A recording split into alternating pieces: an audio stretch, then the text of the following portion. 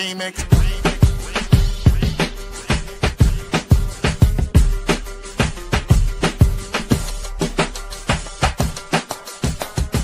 Remix. Remix. Remix.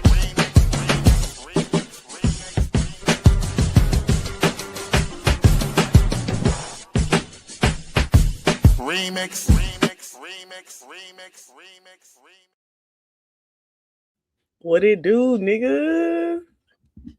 What's happening? I'm earning. Nothing much.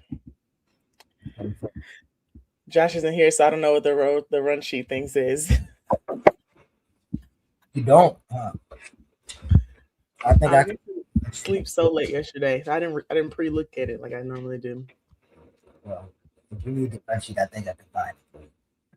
Oh.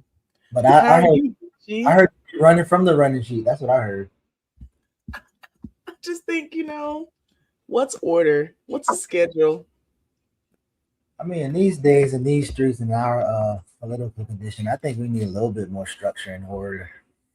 Sure we do. Structure. Shout out to my Stoner Rebellion and all my other geeky people. Josh says that run sheet so quickly. I actually blame it on the new Google system update stuff. Like now when you look at a link, but it isn't one that you own, it doesn't show it on your main page anymore. I have to go look for it, and I gave up on that one. Man, what you been up to, man? I know we've been talking a little backstage, but yeah, what you been up to?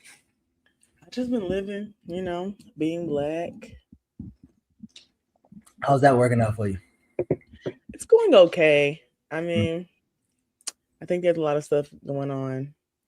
I did see a sitting Congress member say the little AKAs call out. He's definitely not an AKA, and he's definitely a white man yesterday. So that was weird. Mm-hmm. And I remember him saying years ago that there's a black woman that lives inside of him. So maybe that's what it was. I don't know.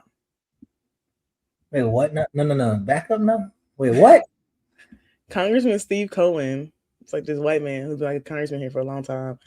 And now he has real competition. So this nigga been sending out emails every week. He's been sending out all these recaps we've never seen before because Justin Pearson's running against him. And Justin's got a lot of ground on him. So now all of a sudden he's just so involved in the community. He's such an active Congress member. And he was at this event yesterday and he saw some good lady in pink and was like, yeah, And I was like, and we all turned around because we're so confused. I said, damn, I'm mad I wasn't recording. I would have busted his ass out so quick. But years ago, he said that, he gets the most support from black women because there's a black woman living inside of him.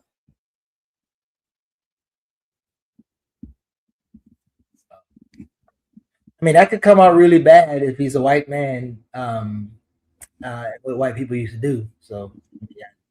Yeah. That could be twisted a little. It could go many ways. Yeah. But it was cool. I got to hang out with some content creators yesterday. There aren't a lot in Memphis, so it was 2 of us.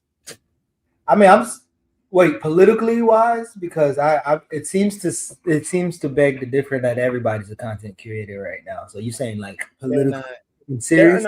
There's not a lot of Memphis folks who have large followings that are content creators, not just political. I mean, in general, there's one person who does fashion, lifestyle stuff that has a big following. She's over 100K or so. And then me, and then Booker Square, Elizabeth, she lives in DC, but she's from Memphis. And she has almost 1 million now. But other than her, there really aren't many others. And there's this girl from the Shade Room that lives here. But well, that's why y'all got Glorilla. You don't need nobody else. You're so funny. Have you been paying attention? Okay, because I've been watching the rap shenanigans. So one of the niggas that I'm dating be in the comments. He be in the comments of posts and stuff. And so he'll call me and talk about it. So he was talking about how there's not our comment. The comments. You said our comments or just in the comments? He'll be in people's comments, not here. I'm saying the comments of posts and stuff.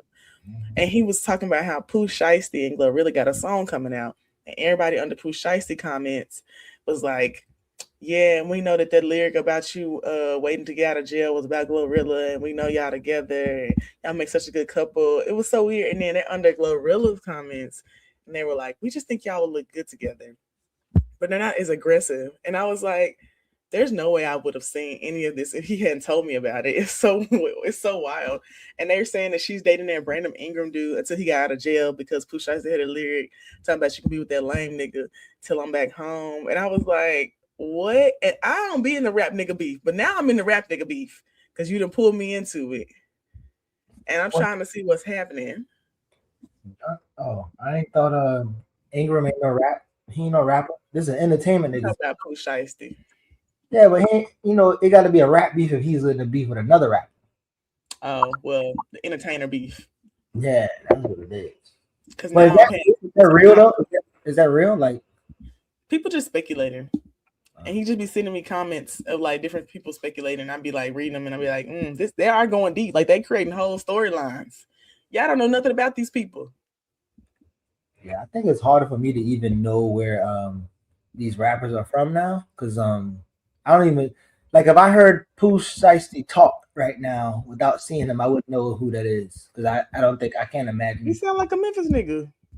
I mean, I know how what that boy name is, the one who well, I know how Dolph sound. I know how he sounded, and I know how what's the other one who used to date the rapper Meg Thee Stallion, big tall dude used to date Meg Thee Stallion from Memphis.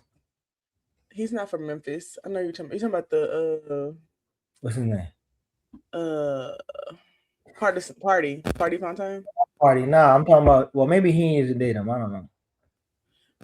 Carter's son isn't from here. He around Gotti all the time.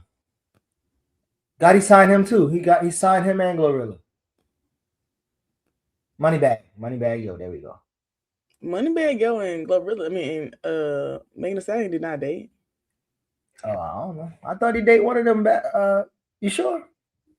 They didn't date. I think you're talking about like Tory Lanez. No, I'm talking about Moneybag Yo, but he did it wrong. Maybe they did. Did they have a song together? Did I miss it? I don't know about that now. The point of my story is, as far as I know, them niggas is not. Well, Pooh Shiesty is from here. He live in Texas, but he got a thick accent. And Big 30 lives here still. I ain't never heard of that person in my life. Okay, so I don't know a lot about Big 30. I'm not gonna hold you, but I do know enough to know that he basically is like a close friend, mentor to Pooh Shiesty or whatever. And Pooh Shiesty don't be listening to him, and Pooh Shiesty talks about his music how he don't be listening to the advice Big 30 gives him. See, Lord said that they were dating. Oh, the more you know. And this is how you see how detached I am from entertainers' lives, because I don't know anything. I don't know tea. The only tea I know about is in my life. Sips tea. You're so funny. Nah, but yeah, Lord said he's about to be in for a second. He needed he gave us a head start so he can walk us down. I did look at the run sheet, and there's a question here about what is your hot take / predictions for 2026? I'll let you go first. Damn, no, why I gotta go first? Because you're the one. I think one of my hot takes is that Klay Thompson and Megan Thee Stallion are definitely married and have been for a little while. She doesn't come across to me like the type of person who would move in with someone again, because I think she had moved in with Partisan, or her and Party was like just always around each other. I don't think she would do that again without like being in a committed relationship, meaning like married. So I do think that they either got married or are getting married. What's my other hot take? I think that we're probably going to some kind of war this year, maybe in the next 4 months. I hope they draft all the white people. Chidi Macha, I know people have been saying this. Chidi Macha said no midterm elections. I think there will be midterm elections. I think they're gonna have the midterms, but I think that there's gonna be something that happens after the midterms of them trying to like stop the certification or something similar to like the stop the steal shit they made up last time. What else? I think that senators gonna continue getting snubbed at these award shows, even though it's the best movie, music, all of that. Actually, I do agree with Kitty Macha. I think the U.S. dollar will collapse this year. I think there's a big chance of that. Let me think. What else? That's all I can think of right now. I was trying to think of something. I think something really big news is going to happen, and I don't want to say it because then I could be held responsible for it. How can you say your prediction came true if you don't say it? Well, there's going to be something that everybody's going to be like, oh. But if I say it, then it said that and then, I think someone said that South Carolina's trying to pass a bill where you can't vote unless you're registered with a party. So they want to do closed primaries or like closed primaries, basically. Then there's only certain parties you can get busy with over there anyway. So I don't know. Has like Working Family Party and other stuff had enough what is it called? Have they had enough votes in an election to be considered parties there?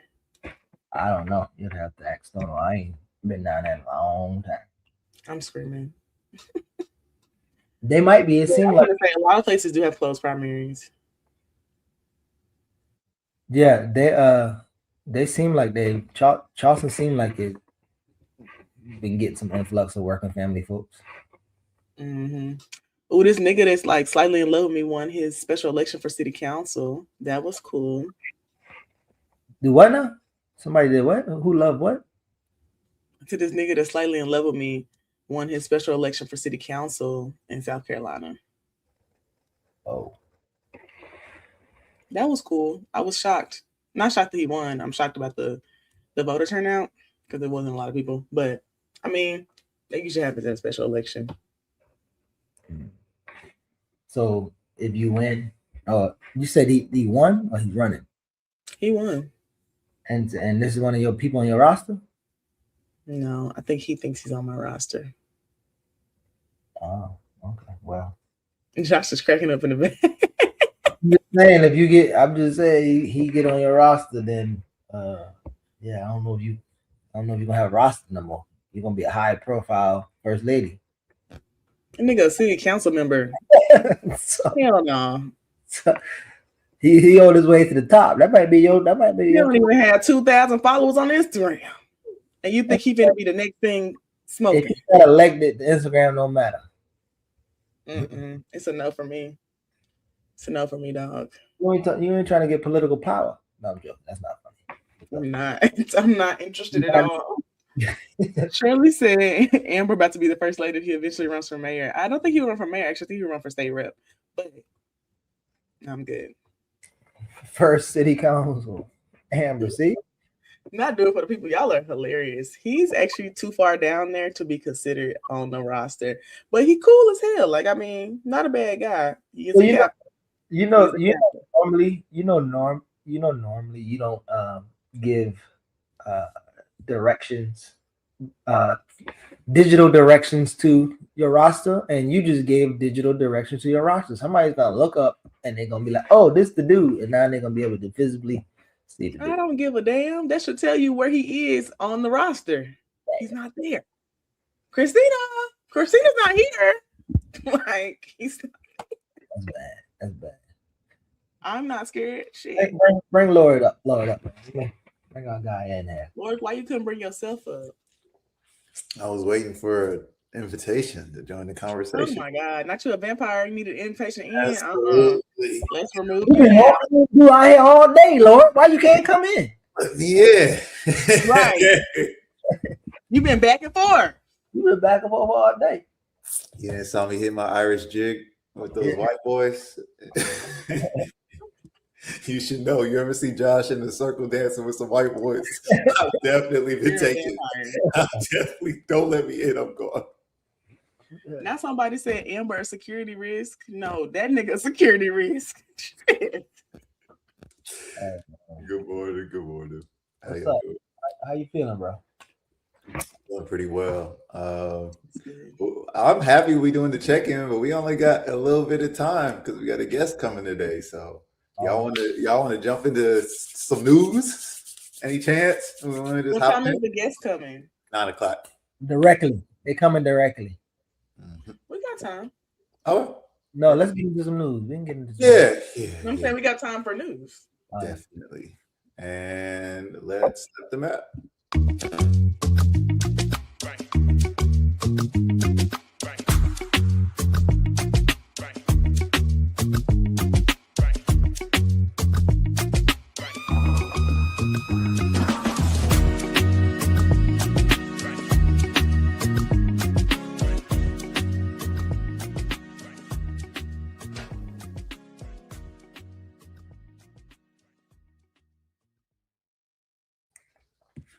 Peace. Good morning, everybody. Friday Remix Morning Show. Hello to the infamous chat. How y'all doing? Me, Geechee, Amber.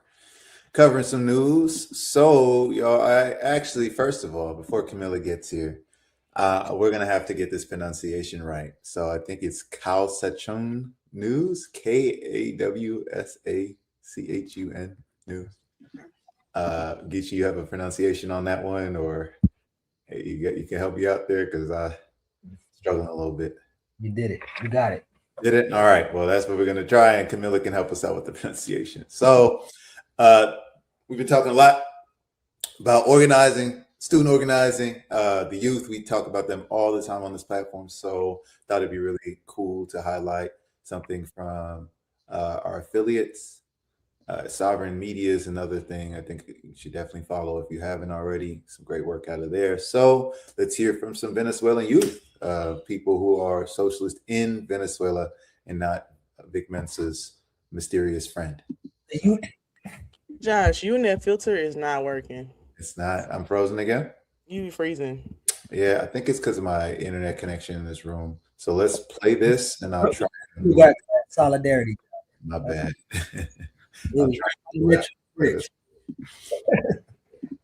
Dar un poco sobre lo que es las redes sociales acá en nuestro país. Ha sido un punto muy estratégico para nosotros, ya que hemos llevado a cabo una guerra cognitiva hacia nosotros mismos en desarrollar falsas noticias o fake news hacia nuestro país. Una de las guerras cognitivas en las que hablaba vienen a través de las redes sociales, Facebook, Twitter, Instagram, en la cual nosotros hemos proyectado videos, enlaces y le estamos dando un vuelco a esas falsas noticias y dándole una esperanza a todas esas personas que nos ven más allá, de que acá en nuestro país estamos bien, estamos felices y estamos tratando de proyectar ese progreso que a través de mucha organización, esfuerzo y constancia de todos los venezolanos hemos podido lograr. Una de las noticias falsas que manejan es que si hay terrorismo, que si somos un narcoestado, que si hay huelgas, que si hay guarimba, que hay cola, que totalmente falso. Totalmente falso. La verdad es que a partir de 2018, 2017, que fueron unos años muy duros, más que todo para la juventud, una juventud que en realidad se quedó progresando en su país, y otra juventud que emigró a través de esa escasez que hubo por el bloqueo. Acá lo que hubo en Venezuela fue un bloqueo de servicios, de alimentos, de productos de higiene personal, el cual nos hizo a nosotros encontrarnos en una situación muy difícil, incluso a perder un poco de ese desarrollo de la parte de adolescente, porque nos hizo trabajar desde muy jóvenes, nos hizo mejorar, nos hizo valernos muy jovencitos, mientras que esa parte se quedó aquí progresando, otra parte tuvo que emigrar para darle un mejor bienestar a su país. Sin embargo, acá nuevamente podemos ver que ha habido un desarrollo progresivo en tiendas, en supermercados. Acá hay una maravilla, incluso podemos observar en nuestra ciudad, está totalmente llamativa. Los invito acá a Puerto La Cruz, es maravilloso. Bueno, gracias a nuestro presidente Nicolás Maduro porque hizo un esfuerzo extraordinario para recuperar esa producción que se necesitaba en el país, porque muchos de nuestros alimentos y muchos de esos productos venían de exportados.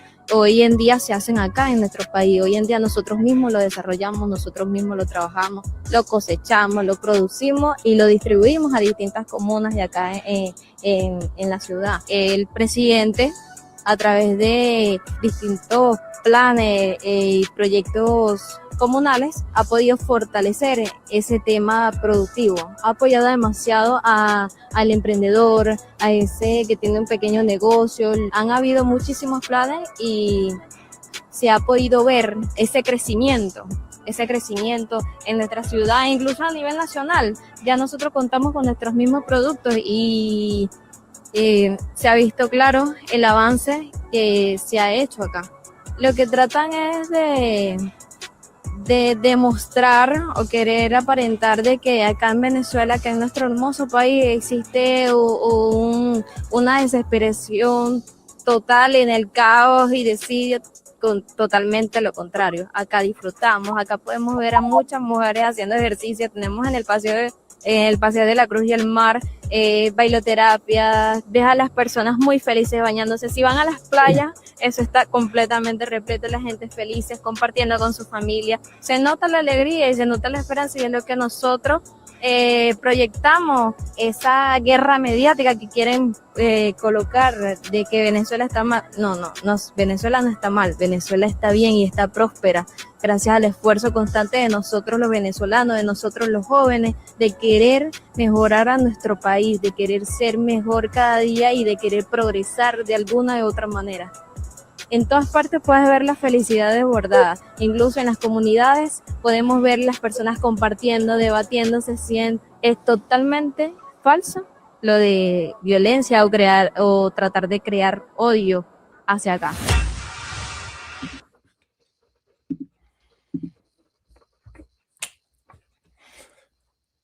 Damn, that was thorough. What y'all thinking? So a couple things. I feel like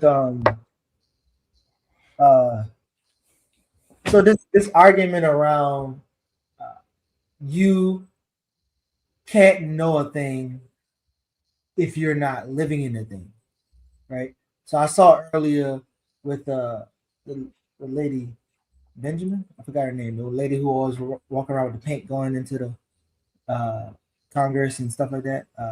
It's Benjamin, I don't know, online. But she was talking to a Venezuela lady, and she was like, "You're not from where you from? You're from here. You're from U.S. You can't talk about Venezuela. You're not qualified to talk about Venezuela." So I was thinking about that, and there's an argument that, well, you can not be from a place and know more about the political reality or conditions or the geopolitical perception. You can know more than somebody who actually lived there. It's possible.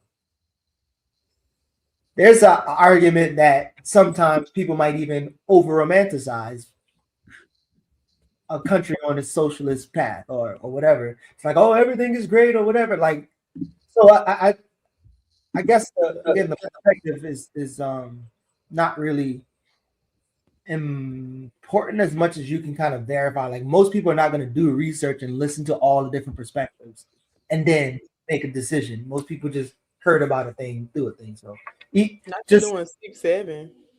Hey, I'm just saying. So yeah, I think that's what I was thinking about. And then when you do get the chance to visit these countries and you see that the majority of the people have left for a particular type of political thinking, like you can appreciate it more then, because now you know, like, oh, just like there's, like, as we say, a few of us on the left in the U.S. and it's a small minority. When you're in a country like that, it's very well like the majority thinks like that, but it's still gonna be some conservative people there. So I don't know. I just was thinking about that, and then lastly, I was watching a video and it was talking about all of the factions in the Palestinian resistance. And sometimes, like, you might know about one, but then if there's like parties and formations, all these different things, the majority of the people is there. And I mean, you know, and then I'll say to the people who can hear a Venezuela in Venezuela talk wild shit about Venezuela, That's because it's really a democracy over there, and they do got some right wing niggas over there too, and they all get to have a say.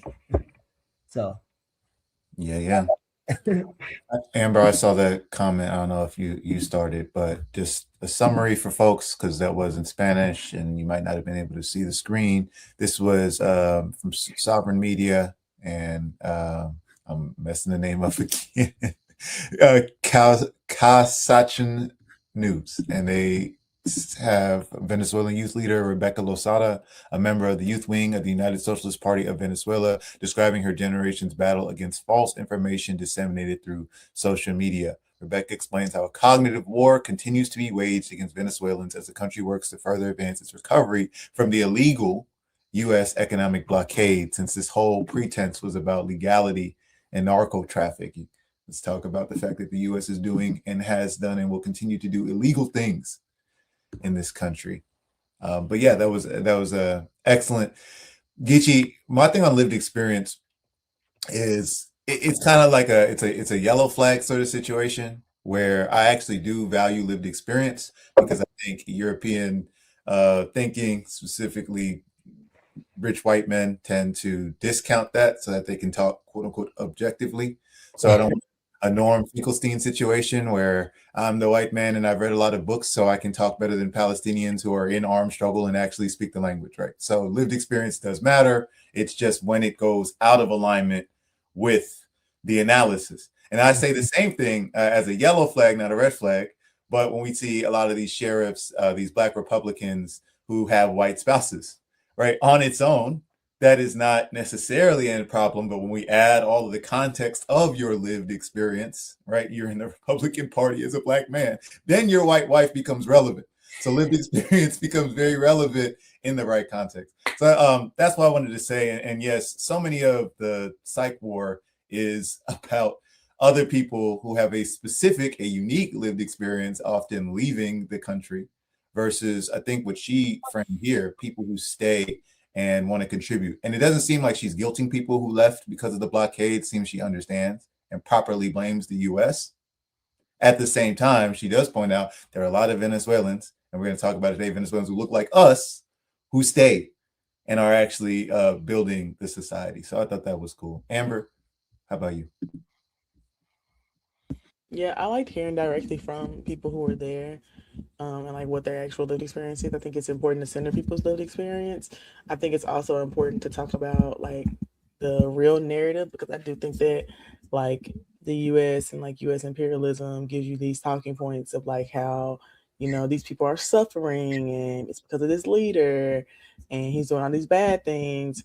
But then she's explaining like, yeah, there was like some rough periods of time, but our leader made sure to bring production here to move it in-house so that there were jobs, so that people were able to get like the resources they need, which I think is really good information that I really couldn't find anywhere. Like other than watching this video, talking to someone directly from there, I really couldn't find that info anywhere when I was like researching. And it's really hard to find like accurate information that I feel isn't just using like the same regurgitated talking points. Yeah. I think it would be interesting to see somebody in environmental psychology able to do some like research, as I guess evidence-based research, to kind of like dispel the arguments around our struggles with analysis and lived experience. Like the I don't know if that makes sense. I feel like, as you said, like Western media has like propagandize or make us acculturated to a particular thing. But yeah, I would just be curious to see like the arguments from those people who kind of know for a fact that there's some validity, but then not a lot of validity in objective analysis as it relates to people's lived experiences. So it would be some academic stuff. Yeah. For me, when I study identity politics, you know, me and definitions, I love where the word came from. So I'm like, where did this term come from? Why are white people hijacking it like woke? All of those things. And so I read Combahee River Collective Statement.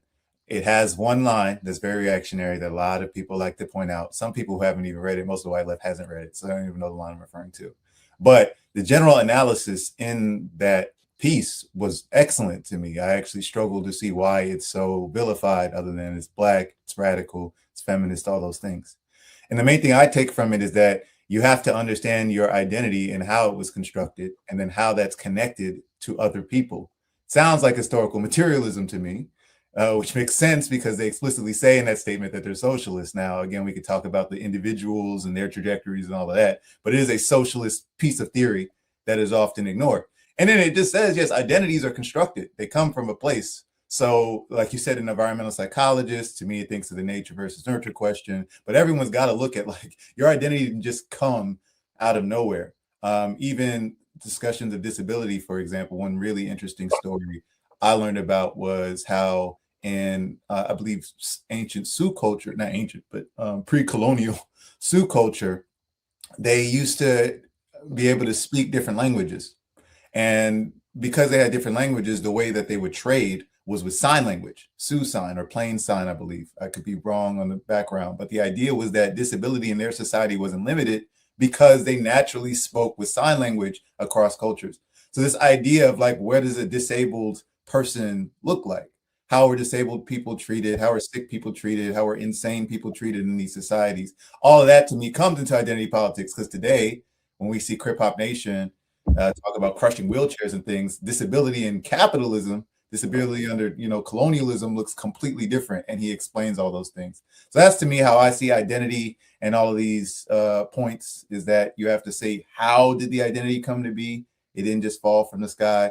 And I think that's how we get into all these discussions about Afro-pessimism and Blackness, and where did Blackness come from? Is it this ancient force that's, been around for a long time, or is it a new kind of construction?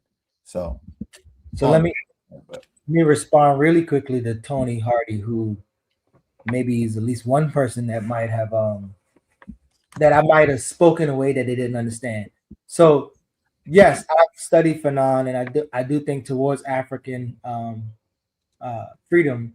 That's what it is, towards African, where you will read Fanon's resignation letter, and you could see how his work is, like, very rooted in such a thing. So what I wasn't asking for in history. I'm talking about today's people in that environment, the young people today. I would love to see some of their work or research, and kind of saying that to dispel some myths. But yes, you can read Fanon, but unfortunately, outside of this channel, not a lot of people picking up Fanon. In fact, I don't think people outside the channel even know who Fanon is. So that's why I said what I said. It's not that. I'm pretty sure everybody here read Fanon and studied it.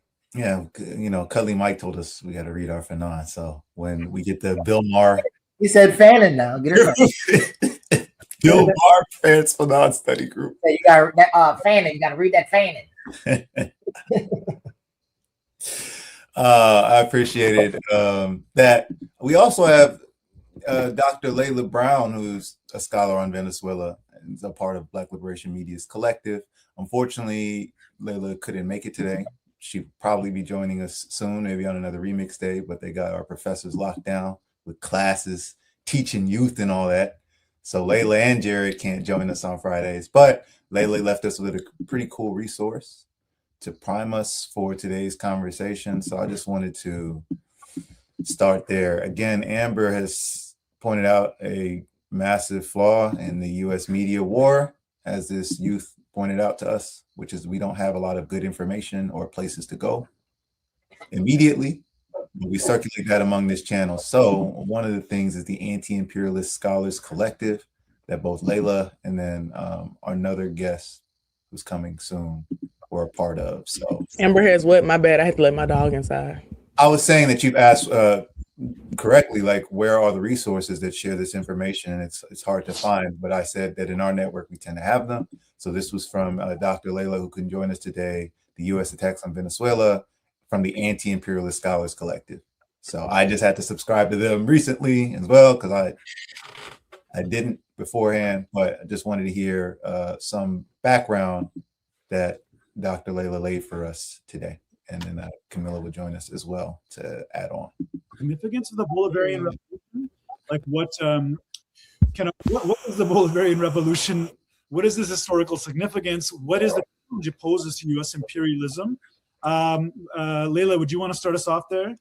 And then folks can jump in. And please remember, before you all speak the first time, just introduce yourselves. Sure. I'm Leila Brown. I am professor of cultural anthropology, assistant professor of cultural anthropology, Africana studies, and women's studies in New England. I'm also a member of the Anti-imperialist Scholars Collective, and I'm also an organizer with the All African People's Revolutionary Party, GC. I did my dissertation research on Venezuela. So I've been traveling back and forth to Caracas and more specifically to Barlovento, to Higuerote, and other Afro-descendant areas in Venezuela since about 2011. So it's been about 15 years that I've been going back and forth. And so I wanted to, in terms of the question about the sort of historical significance, I think one, I want to sort of reaffirm this, the horrific nature of Nicolas Maduro and his wife being kidnapped by the U.S. government, and to talk about a little bit about maybe why that is in a broader sense. So obviously we know that Venezuela has one of the largest oil reserves in the world. And so obviously at the base of this attack is a desire to sort of regain control over the oil reserves. And thinking historically about Venezuela, so oil was actually nationalized in Venezuela in 1976 under Carlos Andrés Pérez, who was no hero, right? Carlos Andrés Pérez is also, he was also in leadership in 1989 when the Caracazo occurred. And the Caracazo was a massive set of uprisings where largely the working poor, Afro-Venezuelans, indigenous people experienced sort of overnight tripling, quadrupling of sort of basic staples because of World Bank and IMF imposed economic, because they imposed economic, why am I losing the term? But they imposed economic sanctions. Thank you. At that time. And so when the Caracazo occurs, a couple years later, Chavez actually leads an unsuccessful coup, which he's in prison for, but this actually really sets the stage for the Bolivarian Revolution. So the Bolivarian Revolution becomes successful in 1998. And it's also, I think, really important. A lot of times people talk about Nicolas Maduro as he didn't have the kind of campesino, worker, laborer history that Chavez did. And people always talk about Chavez as kind of charismatic strongman. But Maduro has this long-standing labor history. He organized labor workers to push the Bolivarian Revolution forward. And there's a reason why he was in Chavez's camp for so long, but also as Chavez's foreign minister. Under Nicolas Maduro's leadership, they broke ties with Israel. They reestablished economic and diplomatic ties with, I think, more than 15 or 18 African countries during Nicolas Maduro's tenure as foreign minister.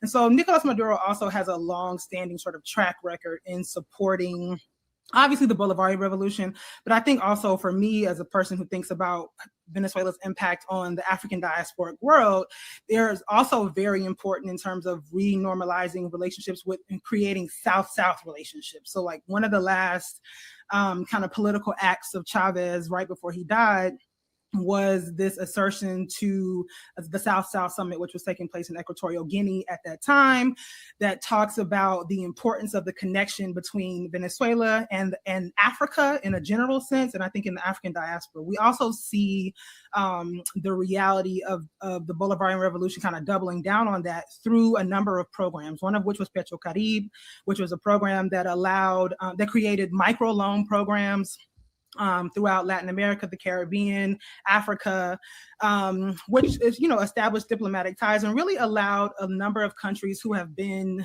the victims of imperialism and colonialism to kind of start to get their foot sort of out of the ground. Another program, which is a program which is called Funda Ayacucho, which is kind of a educational diplomatic program, which is a program that allowed students from Latin America, Africa, and the Caribbean to come to Venezuela and study things like education, medicine, engineering. As always, links and sources in the show description. Go ahead, Geechee, you already know in your head. No, I'm just saying Layla is so fucking dope, bro. Oh, dope in all types of ways. I think so I just got one thing, and so I wonder how us in the US or who organizes in our organization, I wonder how we have conversation around like private versus public and how it relates to people's like material conditions in everyday life.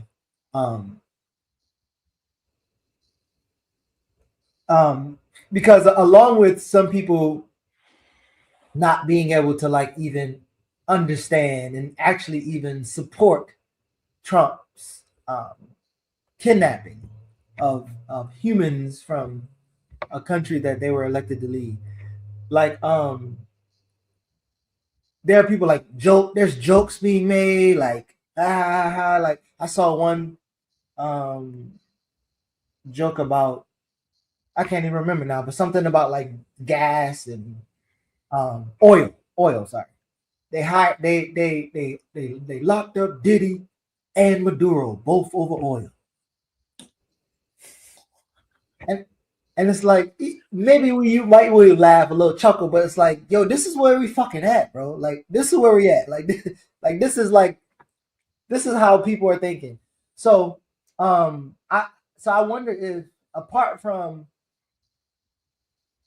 how it should impact people who live in the US, apart from the morality and humanity Layla had to actually lift up at the beginning of this, like, because niggas ain't really talking about that. Like, even last week we talked about, oh, this nigga wearing a Nike sweat, and then like his wife getting physically assaulted, brutalized, and we talk about what he wearing, but not she wearing.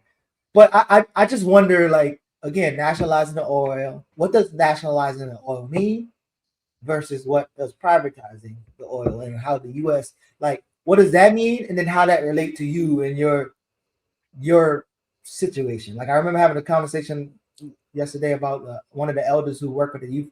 Well, one of the people who work at the program for the youth for one of the buildings, and we were talking. They saw Trump on TV right before the kids came in, and we were talking about something about the weirdness of the private company from Nashville that owns this building, and then the nonprofit that gets some of that money to service those same people that they're taking their rent from.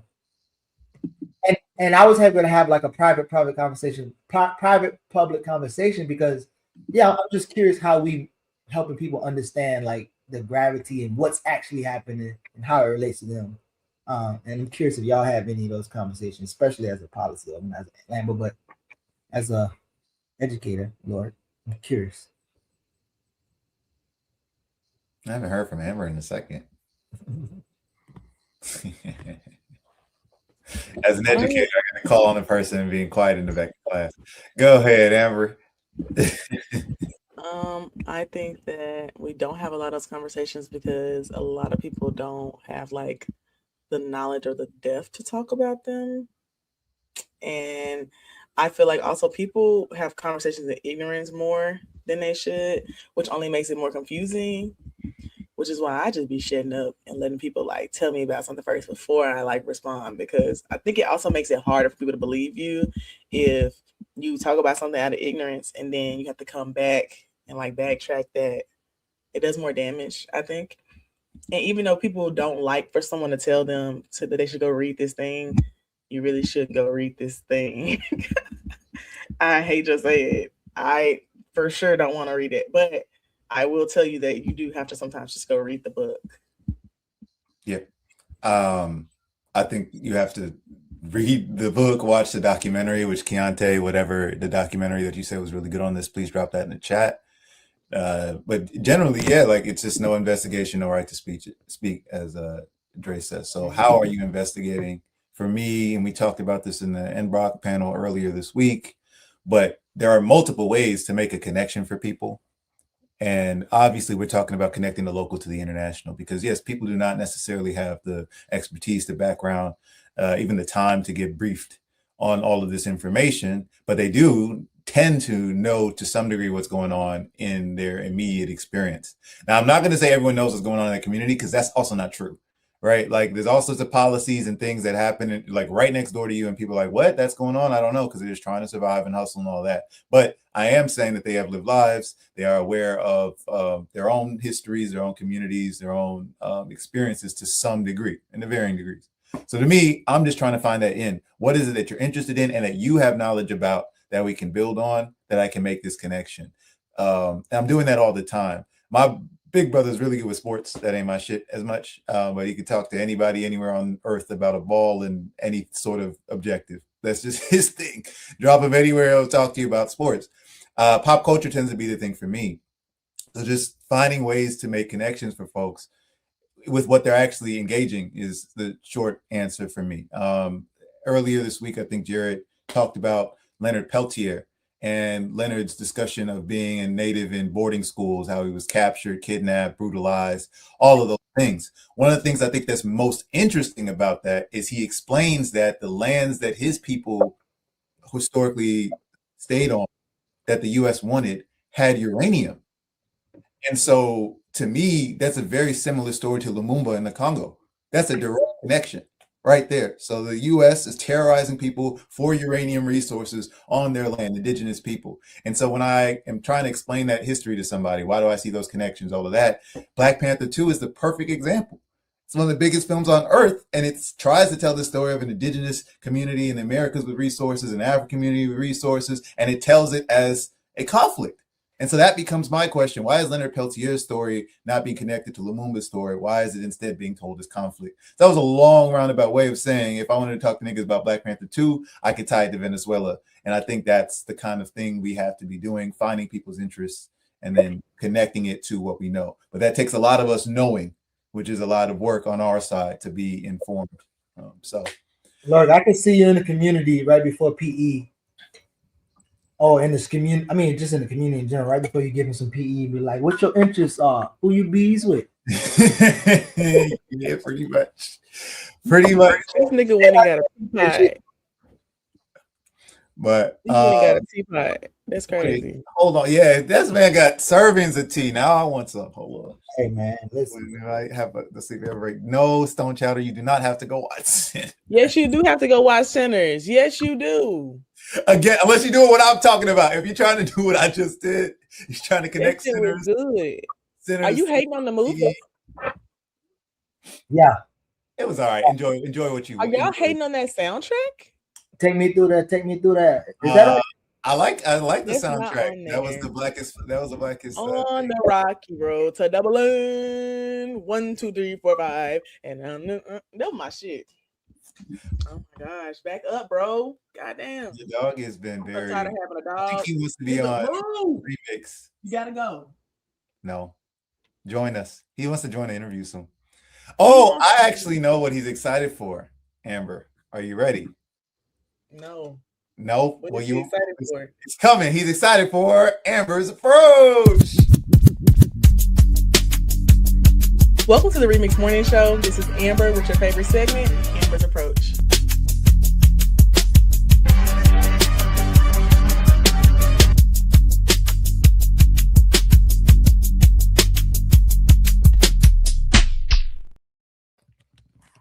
Hi, guys. Welcome. So, welcome to Amber's Approach. We're going to talk about policy going-ons, but specifically today about legislation. So, for folks who haven't seen or, aren't paying attention to like government right now, most general sessions for state legislatures have started. In Tennessee, our state legislature has started, and our Tennessee Republicans specifically have written 10 bills to crack down on immigration that were written directly from the White House. They went to the White House and met with Stephen Miller and the president, and they wrote most of these bills. 2 of these are repeat bills, but they wrote most of these bills, and Tennessee, as they said, will serve as a model for the legislation that they want to pass. And so I want to talk about some of that legislation because, it's probably going to be copycat used in other states as well.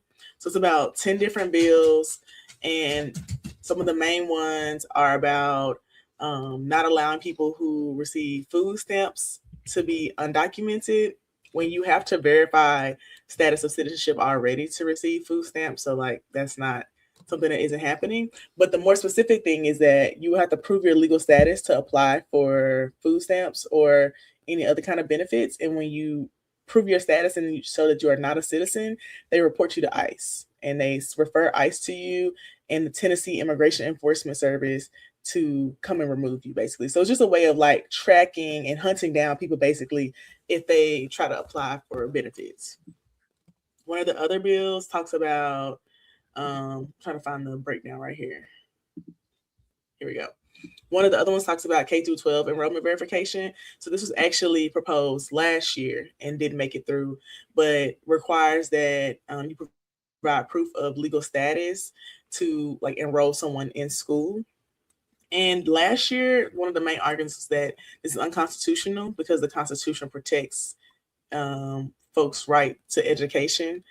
And I think what was kind of shaky was for some people that it's not expressly stated. It is like an implied right. And so you have to like actually fight and like sue over this. But there was a lot of pushback on it and it didn't actually pass last year. I talked about the proof of legal status before accessing SNAP.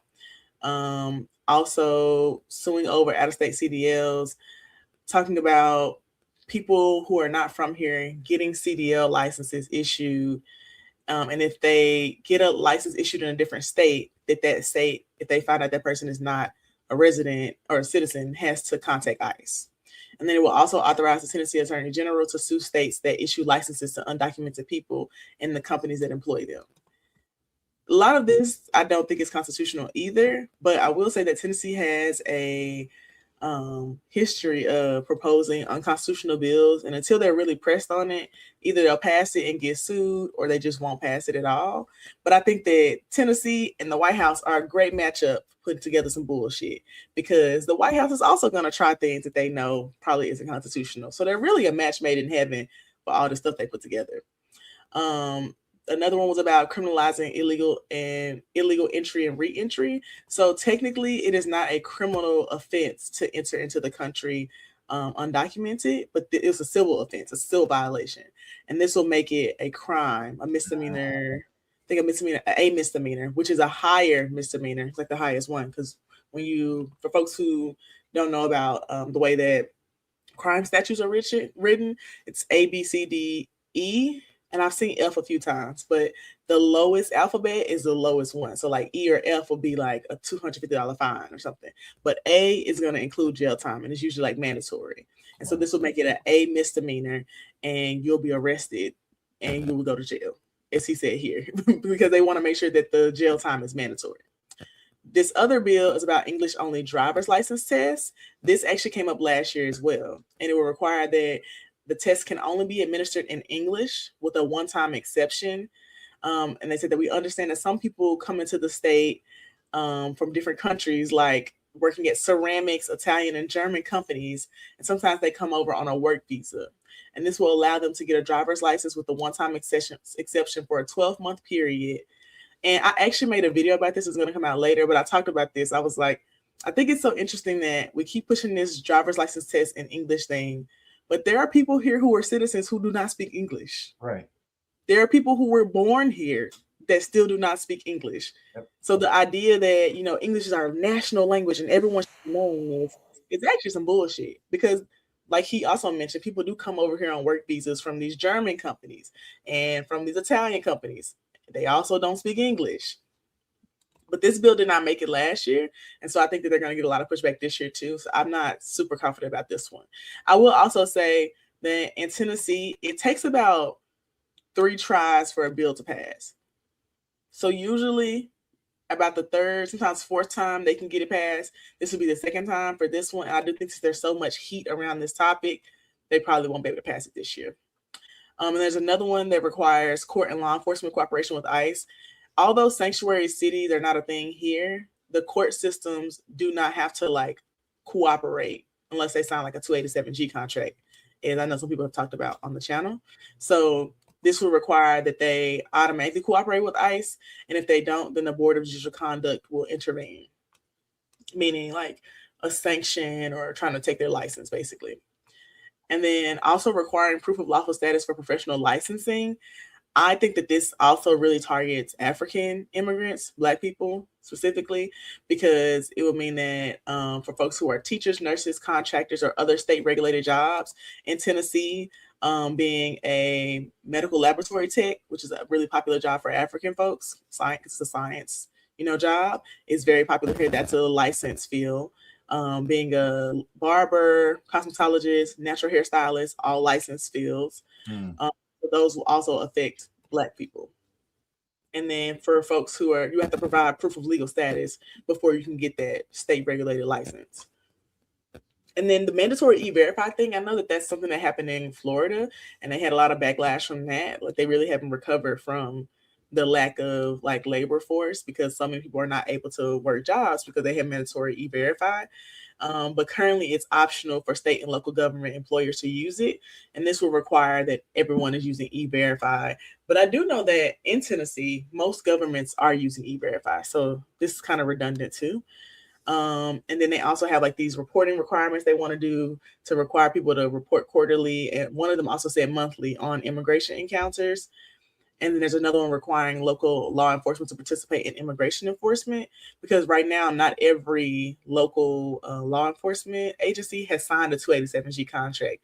So only in Memphis, only the Shelby County Sheriff's Office has signed a contract. And there's only about 50 local law enforcement agencies that currently participate throughout the state of Tennessee, but they want all of them to participate.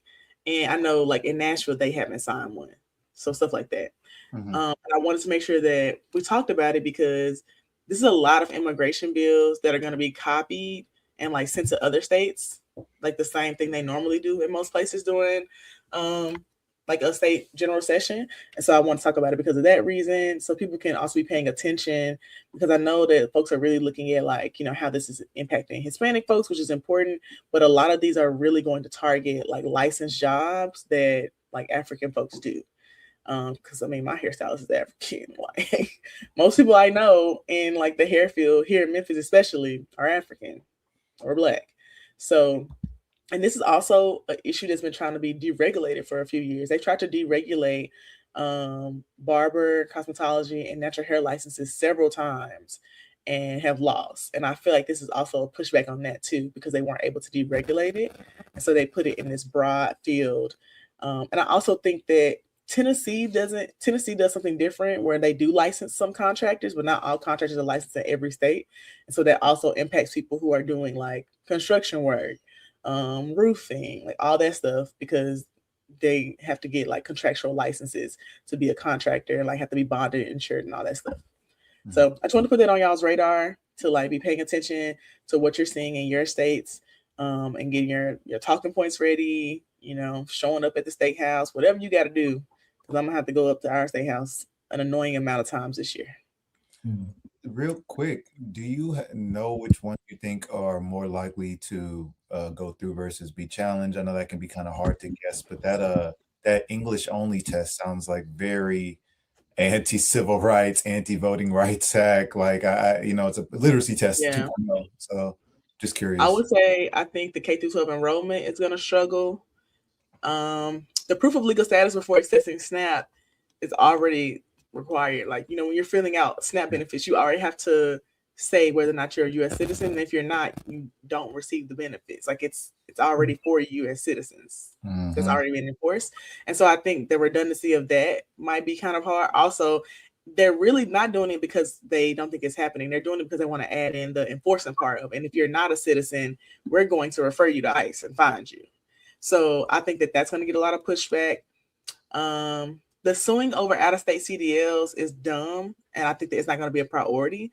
I also want to say that this is a tactic. To put together 10 bills is a tactic, because realistically, they're only going to push hard for like 4 or 5.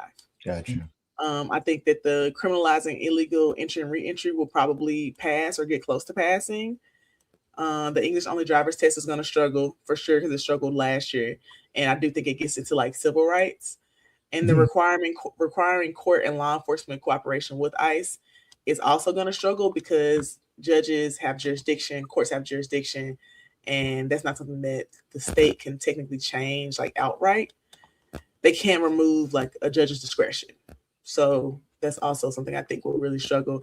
I think the mandatory E-Verify will pass. I think requiring the status for professional licensing might struggle, but probably will pass because people don't fight as hard for Black people. And even though that there's immigration orgs here that are like pushing back and stuff, they don't go as hard for stuff like that because they don't think about how it impacts like Black immigrants. The state agencies reporting thing will probably pass because people like data, and they'll always be like, even the Democrats will be like, yeah, we want the data. And I think requiring local law enforcement to participate in immigration enforcement is going to struggle because a lot of people are going to push back, talking about how like they don't want the biggest argument is that people don't want their police focusing on that because Tennessee is mostly rural. And so most of them only got 4 police officers. Right. Like they don't have a large police department at all. At the most, like even the smallest cities maybe have 5 to 10 cops in the entire county. So they don't want the police focusing on that because they're like, this is a waste of time. We already don't have a lot of police. And that's been the largest argument is that like we don't have a lot of police in general. But Putnam County, which is in East Tennessee, they signed a 287G contract like early on, like for a long time ago, and have been housing people that have been detained because they were getting so much money for it. And the sheriff said specifically that he wanted to do this because he was getting so much money for it and that their county needed money. And people were like, yeah, because you're a fucking sellout. So they have been doing that for a while, but the appeal of the money stuff isn't enough for other counties. Like they're like, it's still not enough for me to be like, yeah, I'm going to lock people up. So a lot of other counties haven't signed on. Because, I mean, there's 190 counties in Tennessee, and there's only 50 that are signed on that participate. So I'm always appreciative how thorough you are, Amber, and how you share that. And Laura always seems to push me in the direction that I am about to go, seemingly.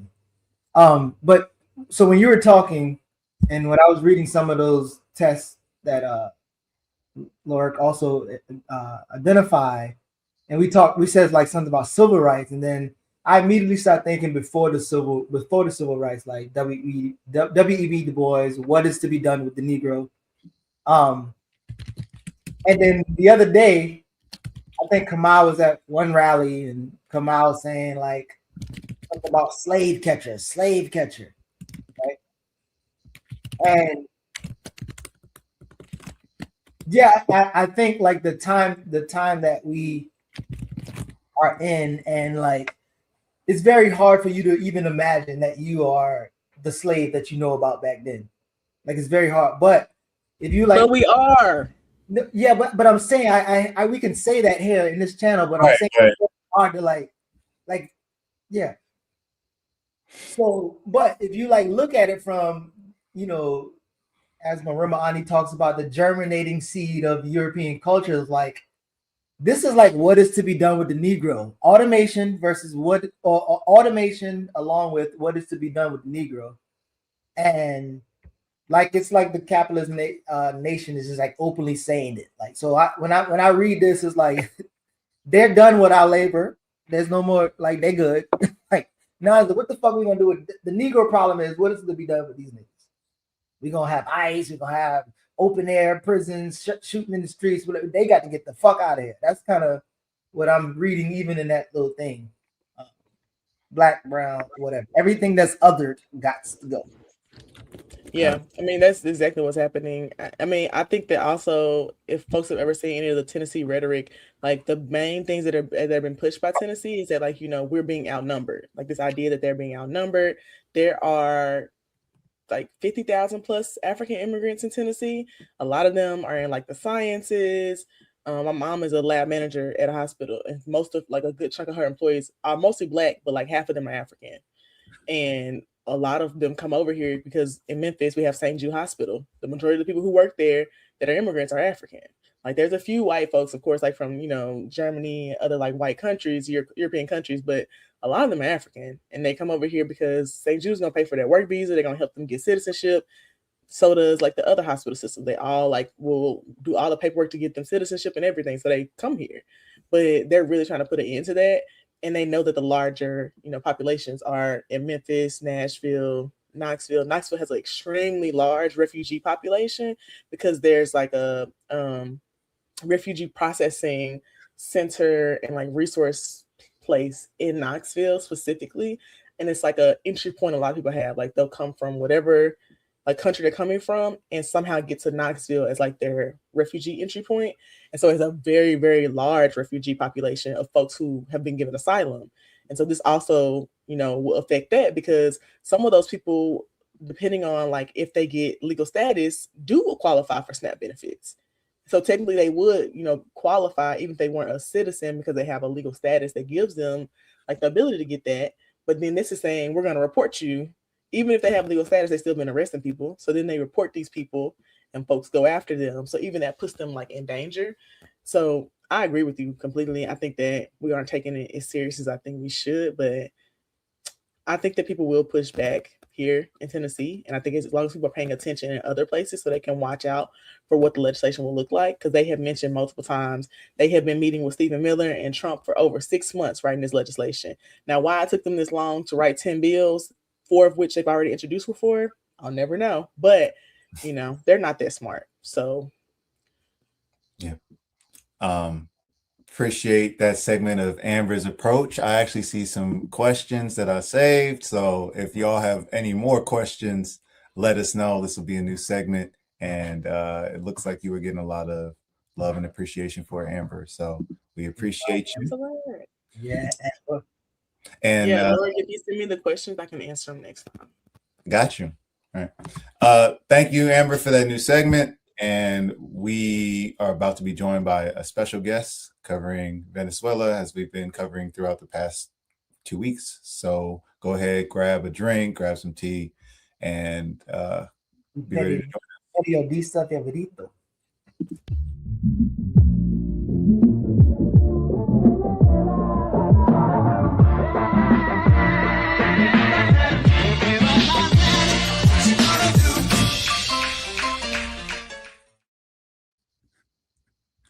Good morning, everyone. Peace.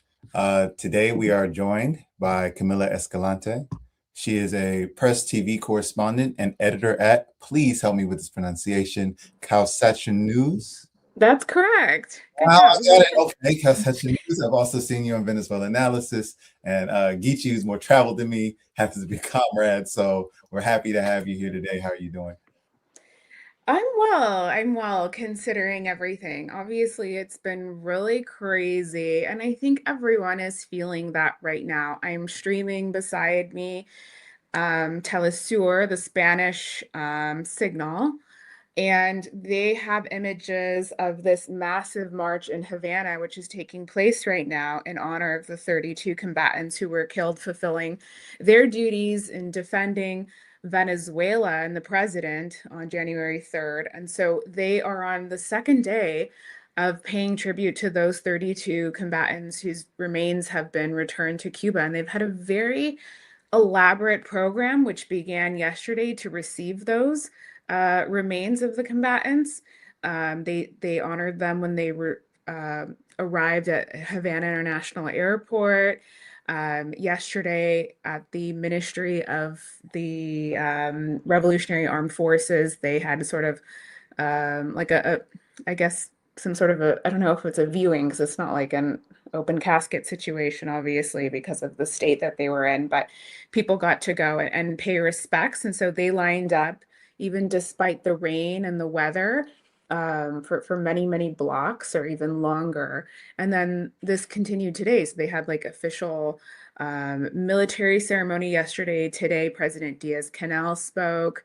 And of course, like the relatives of the fallen were there. And so it's really moving. Like they decreed, was it 2 days of national mourning right after they announced that the Cubans were killed, and then now there's this tribute. So it's kind of been like since January 3rd, well, at least since January 5th or 6th when they announced it, that that they've been talking about this. And a big part of it is because Cuba knows that they are on the list of priorities of this US regime. Thank you. I want to take a step back because you got to a very interesting point for us. why are Cubans in Venezuela in the first place? And the U.S. media were only saying that there were no American casualties, and that's all we're supposed to care about with this capture of Maduro. So why are Cubans in Venezuela in the first place? Why is there funeral processions going on right now? Can you spell that out for us? Yeah, the people who were in Venezuela were 32 members of the Revolutionary Armed Forces of Cuba and of the Interior Ministry. And they are people who are largely in their late 30s to 60s. That is not the average, 22, 24-year-old soldier. These are people that are highly experienced and trusted to defend their own homeland, and who, as internationalists, lend their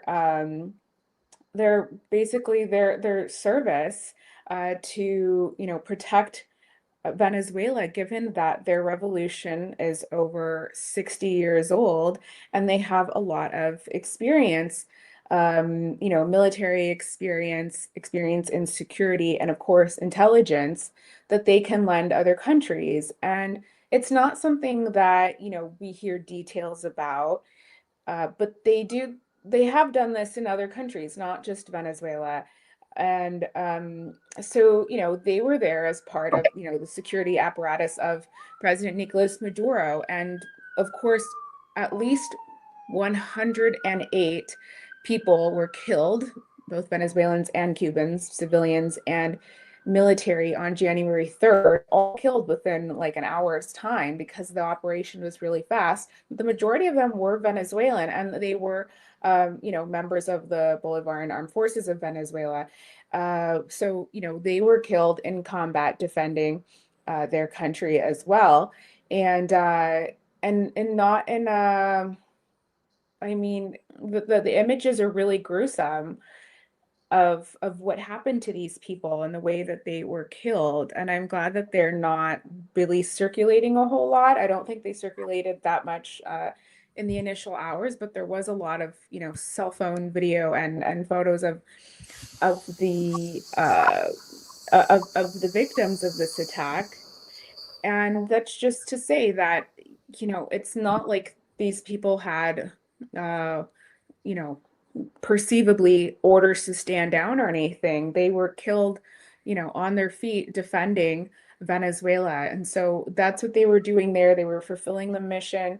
I tweeted yesterday, I posted on X a video of an interview by Canal Caribe, the Cuban channel, interviewing the father of one of the Cubans who was killed, and said that he had been there for under 2 months. And Venezuela has been under threat, direct, explicit threat by the US regime, at least since Trump came back into office and started with the foreign terrorist designations. And then when he moved to begin the strikes that have killed people extrajudicially in the Caribbean Sea.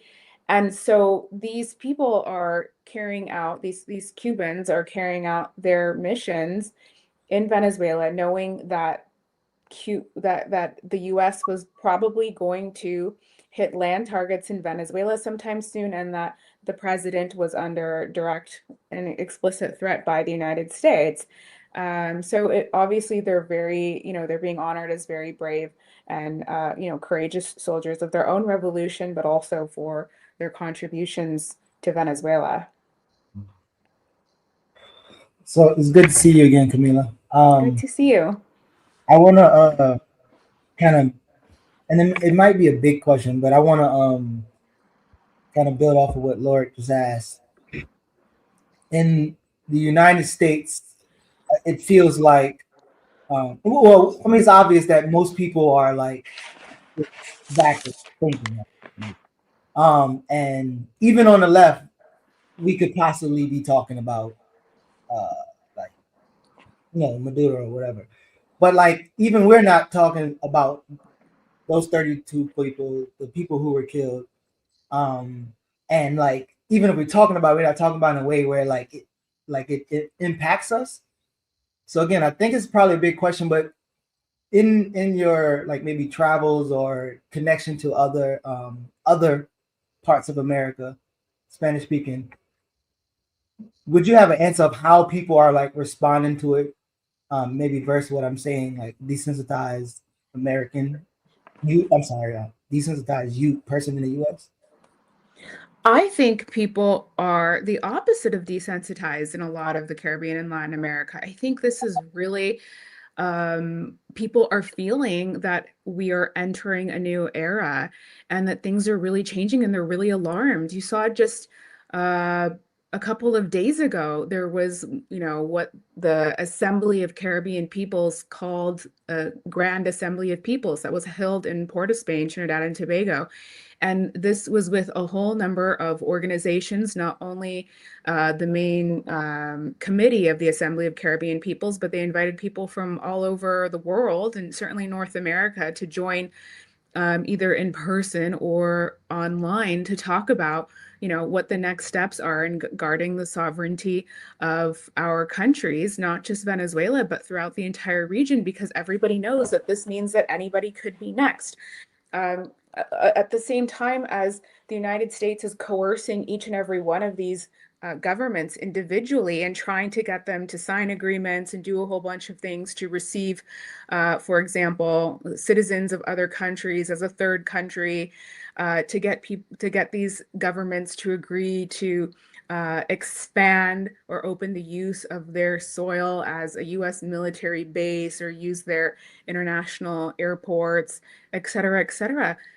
They are almost like, extorting these governments until they comply. And even so, even if these countries such as Guyana, such as Trinidad and Tobago, such as Ecuador, Panama, Dominican Republic, Argentina agree to do these things today, where that leaves them tomorrow and the next week is they have to continue agreeing to do more things. It's not just like, it's not just like take our prisoners, take the people we deport. It's not just let us use our military base, or in the case of Tobago, let us install that radar system for our use for war. It's like they're going to ask for that, but then they're going to ask for more. They're going to ask for changes in, obviously the economy. They want these countries to be open to U.S. companies to go in and exploit, and all sorts of other things. So it's absolutely endless. There are no perceivable actual benefits to this sort of partnership with the United States, as these countries have seen. If there was, these countries would be doing like absolutely amazing, and their people would be doing really well, but it's not the case in many of them. So it's a really slippery slope, but I think a lot of people are beginning to realize, in particular people in Trinidad and Tobago who are absolutely destroying their prime minister online for all the concessions she's made to the United States. I mean, it's not really concessions. It's actually like she was, in her entire existence in politics, was to be pro-US, to be anti-Venezuela, to perpetuate within Trinidad and Tobago those lies, those xenophobic lies about Venezuelan people, to criminalize them, to make it seem like Venezuelans are inherently criminal, bad people, sketchy people, people who rely on welfare, things like that, which is exactly what's being pushed in the United States, which is just very, racist from the outset. But it's also just, it is a campaign of dehumanization of the Venezuelan that has lasted many years, that we have become accustomed and desensitized to. You can say almost anything about the Venezuelan person, whether it's the Venezuelan who's living in Denver, Colorado, whether it's in Minneapolis, whether it's a person who has papers in the US or who is undocumented, who has never committed a crime or who has. Also, they say these same things about Venezuelans in Chile and Argentina, and they say these things about Venezuelans in Venezuela themselves, like all of the memes and all the sort of characteristics that we've assigned to people. It's deeply, deeply racist, and now it's perfectly normal. Obviously, we've done it to many other immigrant groups in the United States as well, but this is the basis upon which they're trying to build up this character as the criminal narco Venezuelan in order to try to justify and create a pretext for this sort of invasion, even saying that even their leaders and political leaders are themselves, part of criminal organizations as well. And they're trying to do the same with other Latin American countries. And surely if some of these Caribbean countries and governments do not cooperate with the United States, they could do that as well. It seems, from what I can tell, that these Caribbean governments have been very receptive to the approaches by Canada, European countries, and the United States. And even still, it's not enough for Marco Rubio. They want more, and they want to bring all of these countries who respectively had their own independence processes, they want to bring them under US imperialist dominion again, or in some cases for the first time if they were, part of some other empire. So when you say they, a lot of people can identify with the, white right-wing opposition we're seeing in the US that's been playing. But there's a lot more confusion with those who are opposed to the revolution, opposed to democratic processes. We got to hear from Comrade Dr. Layla earlier, who was with you on the Anti-Imperialist Scholars Collective, talking about this background. So I have something to maybe start us off, and maybe you could give us a little bit of an outline of who the they are, not just from the US's perspective, but the Venezuelan right-wing opposition. A lot of people are talking about this story recently of Maria Corina Machado giving Trump her Nobel Peace Prize. So can you give us a little bit of information about these folks and what they're trying to organize here? Well, she's completely shameless. I mean, I woke up this morning looking at yesterday's news, and I put in a group chat, I'm like, what is the drug? What is the substance you have to be on to go out and show face like that day after day, say the things she does without any embarrassment, with so much confidence and no shame? It's absolutely stunning. Like, I want to access what she's on, because she just is ruthlessly going to Europe, going to Washington, holding these meetings with senators. I was, looking at the video of her talk at the long table with this group of senators, I guess, who hosted her in Washington yesterday. And the things she's saying, it just is absolutely absurd. Like, this is somebody who, again, Maria Corina Machado, who is, the face of the opposition right now. She was an elected legislator in Venezuela, previously a member of the National Assembly, and a very outspoken person who has been in politics for a long time. Also, one of the wealthiest people in Venezuela. She has stood by idly while these campaigns of xenophobia against her own people have taken place, when they were taking those people who were to be deported on different basis because, some of them, their status in the country had possibly expired. Some of them had some traffic violation, whatever it is, and they sent them to the Secot in El Salvador. She didn't denounce that. She didn't stand up and, defend her people. She hasn't, said anything about the sort of attacks that Venezuelans have experienced, including the ones who were killed extrajudicially in the Caribbean Sea during these naval or military strikes against these fishermen. She hasn't said anything to demand, that the United States release any sort of record for who these people are, to list their names, what their crime was, what are they even accused of being associated with, if it is illicit trafficking of cargo. We don't even have details on that, and she has never demanded that. So she's not, in any way protecting the sovereignty of her country, that's for sure, but she doesn't even care about the people, and she's deeply unrelatable.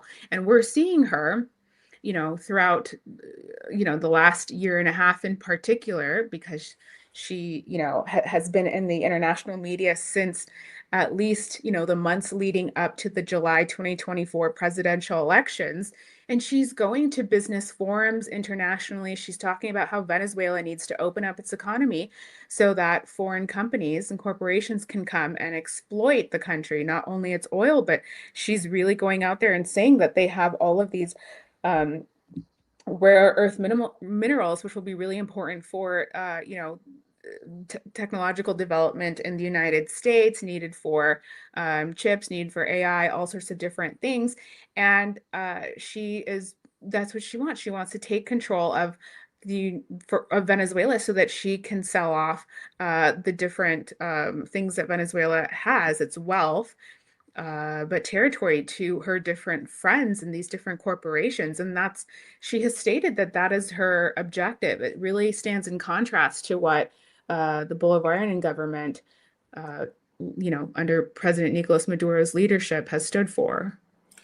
Can I just highlight the irony of democracy that you're discussing? Because we're told this is not a democracy, and you said as an opposition leader, she was allowed to perform a role as a democratically elected official. And then to what you're saying, this is from a brother from the Manhattan Institute who shared this.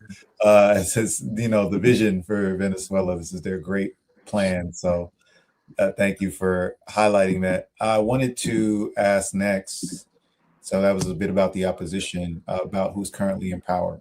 President Delcy. Can I ask a question? Sure, Amber. You can handle this one. I'll jump out.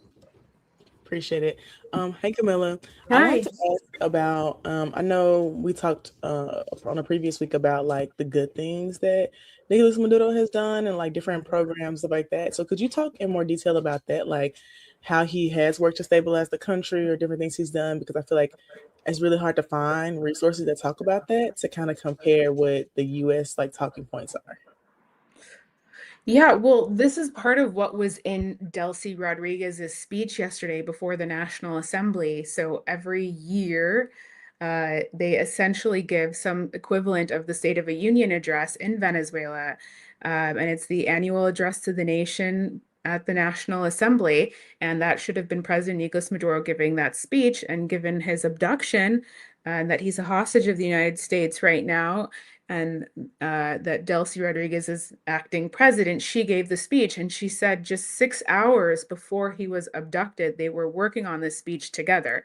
And so in that speech, she highlights some of the different achievements of the government management during the 2025 year.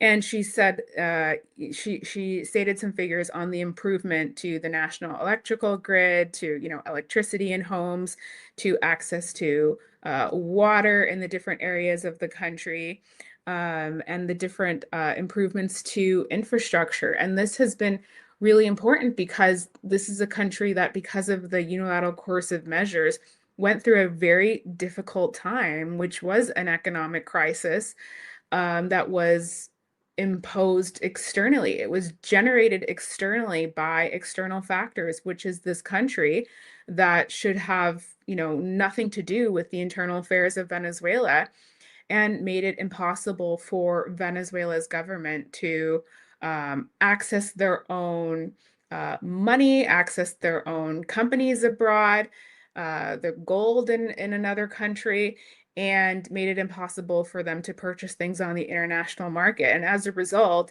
you saw things like street lights not working. You saw, just basic infrastructure deteriorating without maintenance for some period of time there. And it was very difficult and very unfortunate, but we knew what the origin of that was, which is not socialistic governance policies. The origin was this induced crisis. And so the model of the Bolivarian government has been to take the money, the earnings from its oil industry, and invest it into social programs, things like improving the salaries of workers, which have been very low, putting that money into schools, into food, into housing, and into improving infrastructure, and into funds for social and economic development. And it's been very successful. And anyone who was there 5 years ago and goes back there today can see that it's that things have dramatically improved. That fishermen, for example, working in coastal communities, they have more to work with.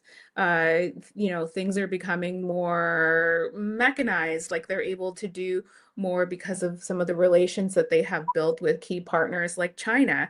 And so this has been really important. At the same time, they, part of what Delcy said was in the plan for 2026 is to continue fortifying these different industries in the country, where they've achieved over 90% food sovereignty, and that they want to maintain growth levels in vegetable, grain, their fishing industries, animal protein, which now makes up a large percentage of the GDP. And so that's really important because they're able to now feed their people and looking to export it to the partners that they have. And all of this economic recovery is thanks to President Nicolas Maduro. It's not thanks to, Hugo Chavez, who was the president and commander of the Bolivarian Revolution before the sanctions. He had many of the ideas. And so, his legacy is in everything that President Nicolas Maduro has carried out. But it was President Nicolas Maduro who has saved this country with his leadership and all of the entrepreneurs and small business people and the grassroots who have worked really hard because these people stayed in the country, even despite this massive campaign to try to get people to leave Venezuela to seek economic opportunity elsewhere. The United States had, these different sort of ways of luring people, telling them that there were, at least temporary ways in which they could be in the United States and seek work. And a lot of people, given the hardship and the low salaries, and the lack of opportunity for young people in particular, decided to leave. But those who stayed fought to defend their country. They were like, this is a country in revolution. Like only the escolidos or only the gusanos are, in the United States because they don't like our model. But we got what we have fought for all these years, and we have to stay here and defend it and work through it, even despite this hardship, because they saw that as temporary. And so it looks like, even though, part of the US imperialist attack and aggression on the United States is now these, that they're literally going after oil tankers and seizing them or blocking them, through a naval blockade, that Venezuela is proceeding with their plan to try to further recover and improve their economy. And right now in 2025, it was had the most economic growth of all countries in non-Caribbean Latin America, let's say that, or in Latin America as it's a category according to CEPAL of the United Nations. And that is they are projected to be the country with the largest economic growth for 2026 as well. So, I'm sorry. Okay, I was just gonna say what you were just describing reminds me a lot of Kwame Nkrumah and Accra when he became president and changed, a lot of things in Ghana and really pushed, for infrastructure developments, and also was pushing socialist messaging throughout the country and in other places. And then, the United States came in with a coup and killed him. So I think that, just shows the history of when we see other countries like garnering their own independence, setting up their own systems, becoming less dependent on the US or other imperialist systems, they want to make sure they can come in and break that up. It sounds like Amber been reading the books Lord sent her. No, I'm joking. I read all the time. So really quickly, Camilla, you're laying some shit out and people in the comments are loving you. Very expansive.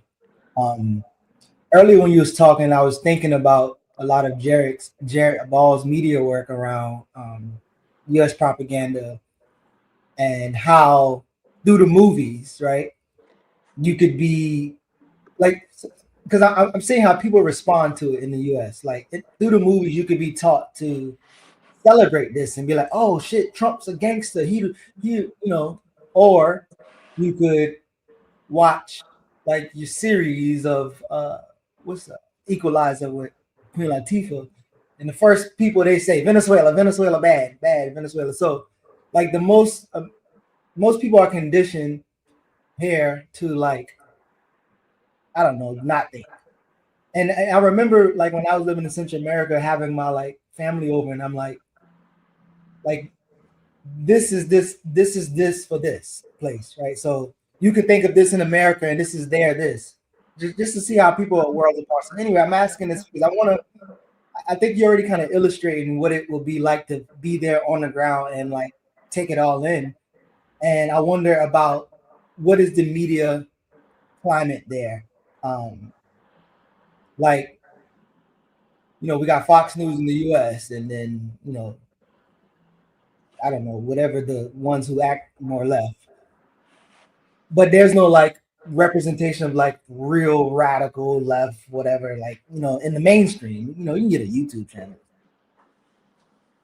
But yeah, I'm just curious. What is that like? Like what type of media folks are there? Like who's the right wing? Who's the left? Is there equal?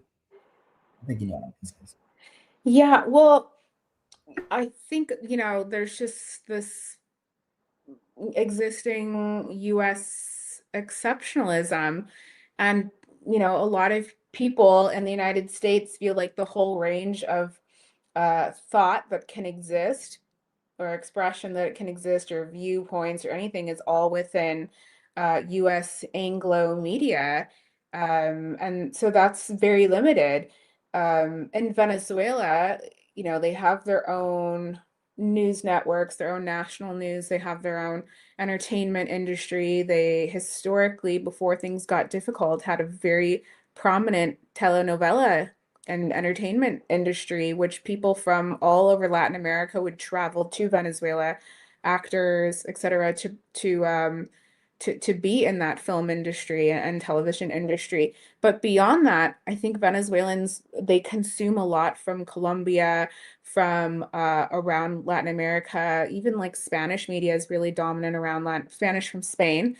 Media is very dominant around Latin America, but they even consume things from like US English media. Like I see podcasters from the US get subtitled in Venezuela. So they have like a range of viewpoints. Telesur, which is, supposed to be like a multi-state channel, but it's really based in Venezuela and Cuba primarily, with bases in Mexico and other, but the main one is in Venezuela. They have major agreements with RT from Russia, with Al Mayadeen, which is Lebanon, with CGTN and Xinhua, I think both. And they actually will play like a 30-minute Xinhua program, or it's CGTN, now I can't remember. On Telesur translated. I'm sorry, Xinhua for our viewers. Oh, it's a Chinese state television or media, but I'm talking about the television service. And so they're getting programming from all over the world translated into Spanish. And those are actually, you can actually get that channel just like CGTN or Xinhua in countries like Venezuela, Bolivia, and Cuba, just on regular TV if you just want to scroll to it. Sometimes even Hispan TV, which is the Spanish language channel of Press TV, based in Tehran, Iran, and they have correspondents there. So they have a whole range of views. And so some of the analysis that you get on Venezuelan TV is really good because they're monitoring the media and hearing different viewpoints from all over the world, which is really how it should be, right? Like you shouldn't have to tell people like, don't watch Al Jazeera, that's like Qatar, like whatever propaganda. Like, I mean, I say that all the time, but like really some people should be, we should be keen enough and take responsibility to learn media literacy and to understand how the media works, how to properly engage with social media, to the point where we are, able to view things that have disinformation, whether it be Alex Jones, whether it be whatever, and be able to watch it and criticize it and understand what they're saying, what could be a valid perspective, what is pure propaganda, what is imperialist propaganda, and stuff like that.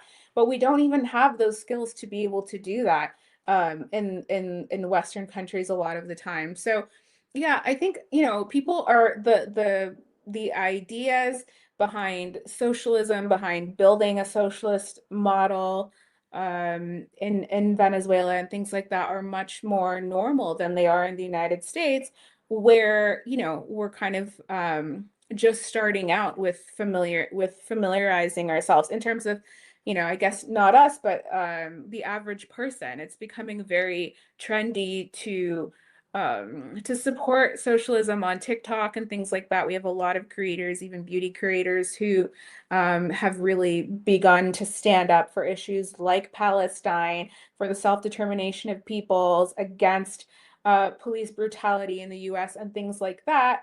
But we're just starting out. But it's like much more profound in countries like Venezuela. And so for that reason, I sit around just consuming Venezuelan sort of like talk show analysis all the time, because I just find that I can't find that anywhere in English media.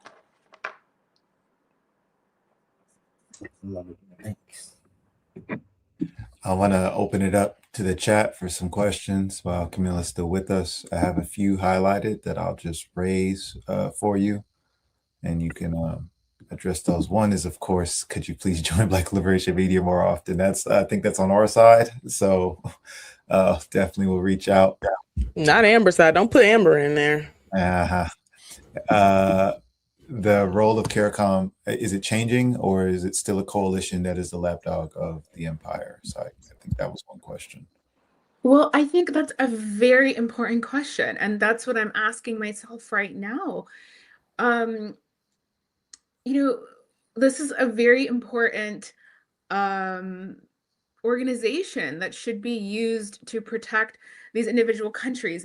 A lot of the member countries of CARICOM, there are like 11 of them, are very tiny. They have tiny populations. They do not have their own military. I think it would be very difficult for them to be able to defend themselves in the situation of, it would be impossible, of any sort of invasion or anything like that. They are genuinely close to powerless on their own. Their power comes only if they are united as a Caribbean region and united as CELAC within the rest of the Caribbean and Latin American region. Remember, there are Caribbean countries that are not in the Caribbean. For example, the Dominican Republic is a Caribbean country. Cuba is a Caribbean country. Venezuela, Costa Rica, Nicaragua, they all have Caribbean coasts as well.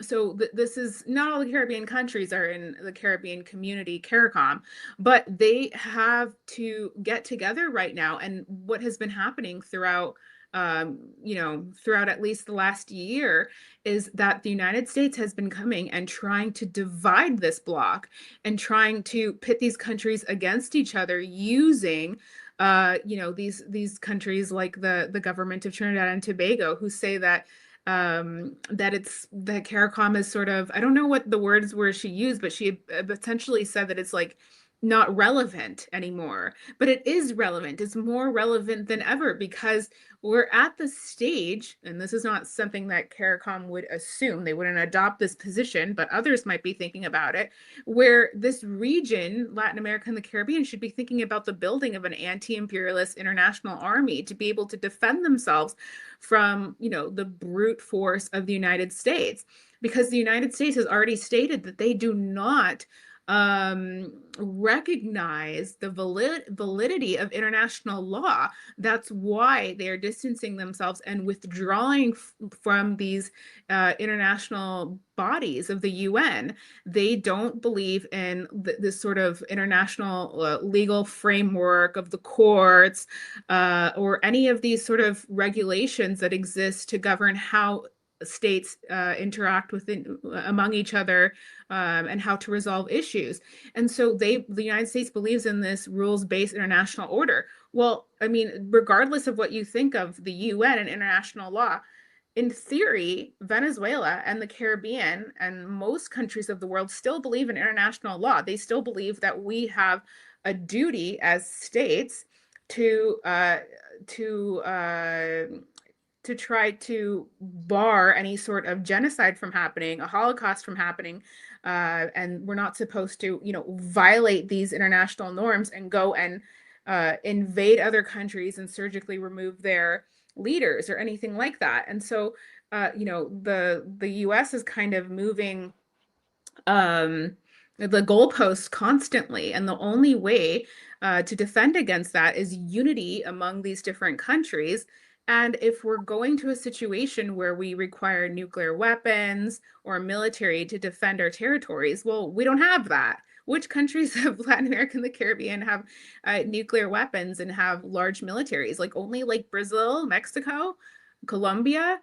So we're really screwed if we don't come together. So I think we're waiting to see, and the peoples of the Caribbean are waiting to see what this bloc is going to do, because they are determining right now in this moment whether they are relevant or not, whether they are going to stand up for the people of their countries and region, because they've already gone too far. Like I said, they've lent their territories to the United States to be able to use their countries as, you know, military aircraft carriers for Southcom.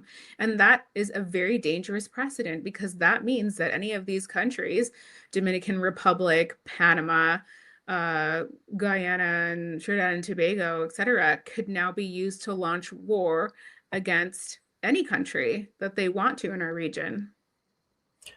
Really quickly, I appreciate that answer. It made me think of I think earlier we was talking about an anthropologist named Marimba Ani, which again people probably wouldn't read her, but in her study on European thought and culture, there's a term called like rhetorical ethic that I don't know if she made it up, but that the U.S. will literally convince people, the world, to believe in the thing that, and they don't even believe in the thing. It's rhetorical, right? So you create a UN and international law, and now you say you will believe in international law, and but then it's also interesting, like how it's hard for us who, again, on the left or Marxists, whatever, to not be able to even like apply it or understand it, like what's going on right now, to even have a clear analysis as you're like sharing right now of like what's going on, because most people with a particular analysis are like, this is going to happen this way, it got to happen the way, there's nothing outside of it not happening away. And so yeah, I'm just appreciative that you're able to like just name that you have to be able to like read the room or read the room. Yeah, what the analysts have been saying on Venezuelan TV is that we're in a situation where the United States wants to completely do away with international law as we know it. They want us to believe that it doesn't matter anymore, and they're going to start using their so-called rules-based international order, which is something completely made up. There's no actual rules. You can't find them anywhere, whether you're an international legal scholar or anything else. There's no way to locate what the rules and regulations and norms are of this so-called rules-based international order. And so the United States is just testing the waters right now. But after this, they are going to reserve the right of them for themselves to go and invade other countries, take other countries under their dominion. And essentially, we're moving towards a world where the only countries that can possibly exist, according to someone like Alexander Dugin, is that there's just going to be competing empires, and everyone is going to be under the dominion of India, China, the US, or Russia. And we're all going to have to fall under one of those. Why? Because militarily we can't defend ourselves, and because nobody cares about international law, regardless of what you think about it. And so that's really scary, because it means that it's just these big powers, if you believe that, or you believe that's what the United States is moving towards, that's going to compete. I mean, and if you notice, none of the countries that I mentioned there, those 4 countries, India, China, US, and Russia, are in Africa or Latin America. So, in the Caribbean. So, what are we going to fall under? We're all going to be the subject of these wars between these large military powers. And so it's an extremely dangerous time. I don't know if our leaders who are sitting around like issuing these statements of concern and tweeting like Gustavo Petro realize the gravity of the situation right now, where our countries as we know it and their territories and borders may cease to exist in a year if the United States continues down the path that it's going. We had one more. There was one last question. Did you see it?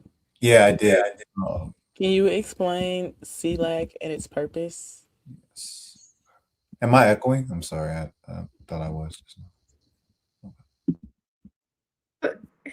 I mean, CELAC is also, you know, it's something, even just hearing that name is a little bit demoralizing for me, because the United States has tried and has put in great effort to try to divide that bloc. It's a regional bloc of all of the states, 33 states of the Caribbean and Latin America all together. It's not the OAS, Organization of American States, which is based in Washington, which includes the United States and Canada. The OAS, which receives the vast majority of its funding from the United States, and the remaining funding, a lot of it is received from observer states. All of them are in Europe plus Japan. And so it means that the OAS has nothing to do with the United States. It's not funding, it's not funded by the Caribbean and Latin America. It has its own specific interests there. And it's what they think, what has been nicknamed the Ministry of the Colonies, etc. So the CELAC, the Community of Latin American and Caribbean States, is an alternative to that was born out of the vision of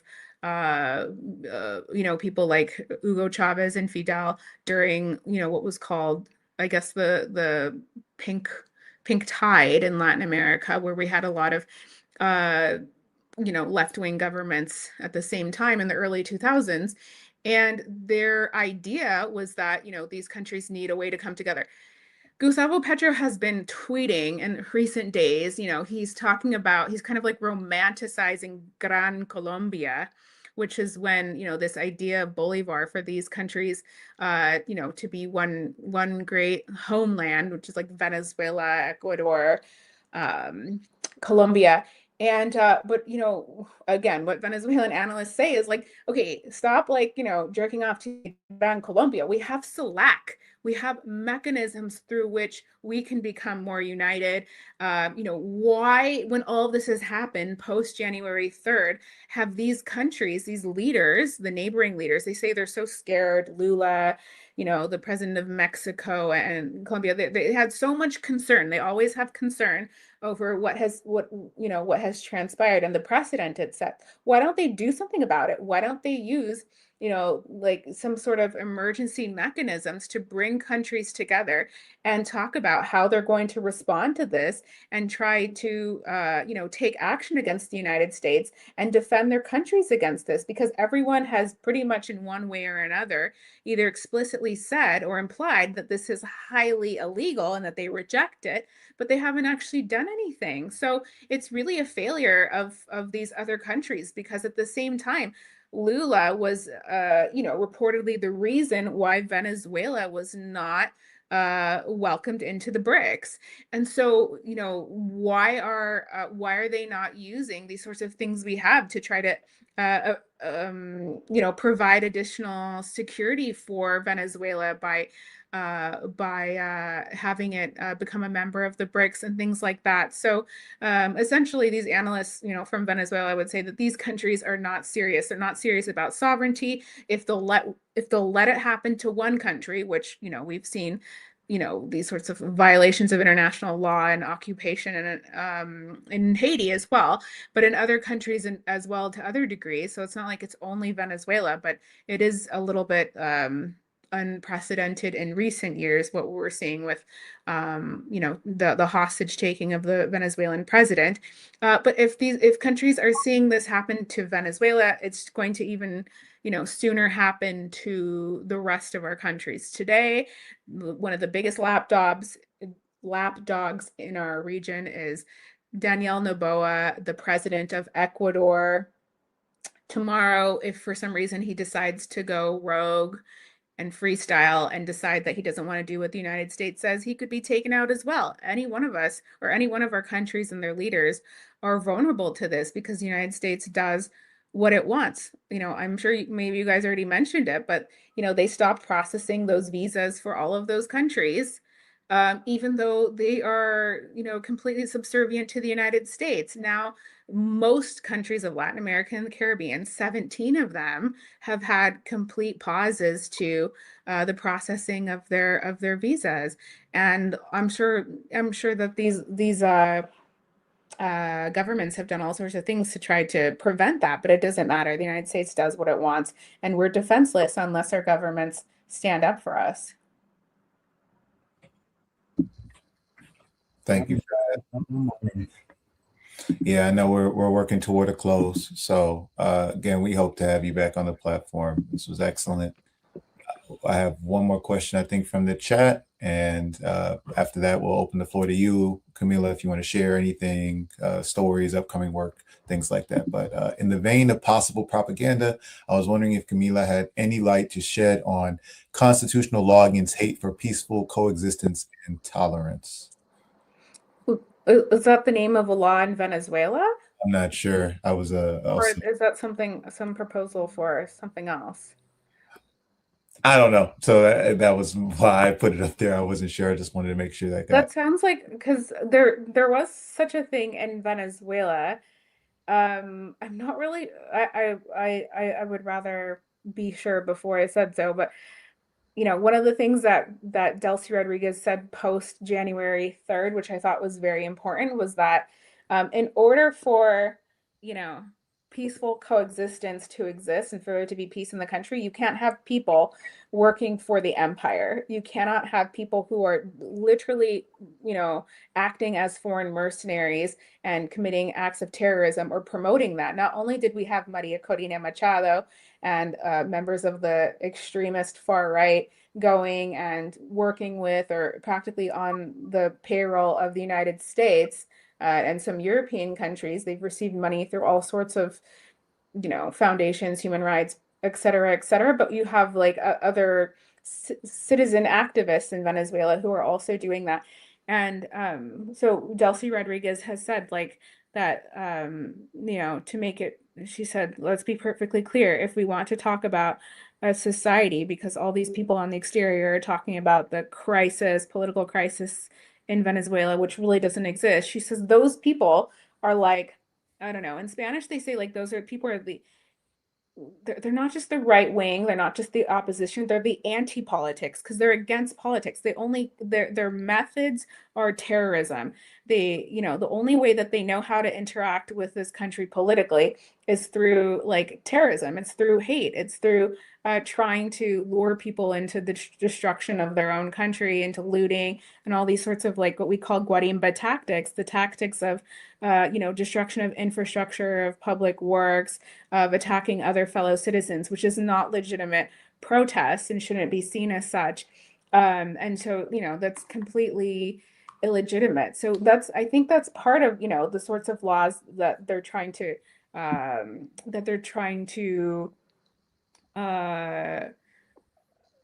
impose in Venezuela is, laws that say, that you cannot work for or represent some foreign interests in the country. If you're going to come and present yourself as some sort of opposition, you have to do so legitimately through the political system, not through trying to cause harm to your own people and country. Got it. Definitely. And this person came back and said, I think it was 2017, and there's some modern propaganda. So I think you're on the right track there. Absolutely. We have a troll. I'm sorry. Gotta kick them out. So the trolls say. Did they say anything good? It was. Listen. You gotta trust the politics. I messed up. I banned them already, y'all. My ban finger's strong. But it was not helpful or productive for the conversation. Let them stay. Let them have a free thought. They can't fester in this space. Camilla's on X still, so I'm sure she deals with plenty of trolls. Doesn't need any more from our chat. So. Well, I appreciate you coming on, Camilla. It was really informative. Thank you.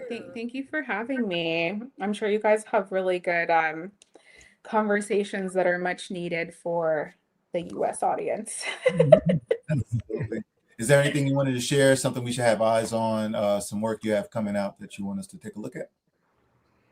I'm doing things like I have to do all sorts of media work all the time, but I think, one of the things that I heard a comrade say was that there's so much intrigue and fascination, if not obsession, with like the palace, like the Miraflores Palace in Venezuela.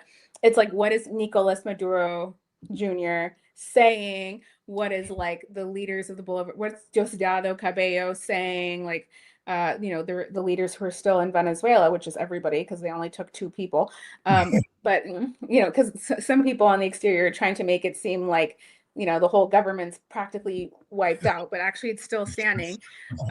But this obsession with like these, like, speculating about, like, is there like an internal division, a fight for power within the different factions, which, like, you could only say that because the factions exist within every government. I'm telling you, every government that I've been close to, socialist, leftist, right wing, it's all power sharing agreements. It's all different, you know, different schools. You always are going to have this within every revolution as well.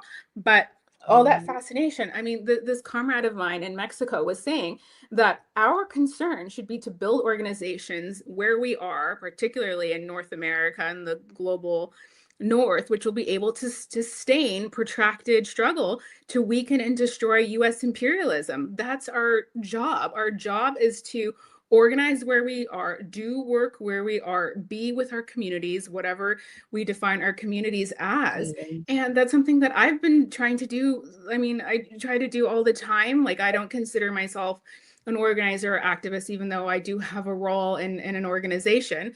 But, you know, to try to be with people here and speak to people in real life. I don't find my appearances on a particular news program that helpful, especially because I feel like it's not good for someone who has short attention span. It's hard to be on things like this, but being with people in real life and having those conversations, and they're from another immigrant community. Like, we have people here, I'm in Toronto, a lot of Caribbean people here, and speaking to them and like hearing what their families are saying back in the Caribbean and things like that, that is far more useful in building a potential capacity of a movement to be able to fight imperialism. So that has to be our job, not sitting around online speculating about what this person said and try to read through tweets and official statements and speeches and all of that to see like when the government somewhere is going to break, or criticizing another government or trying to pry them open. That's the job of the Venezuelan people. Our job is to do stuff where we are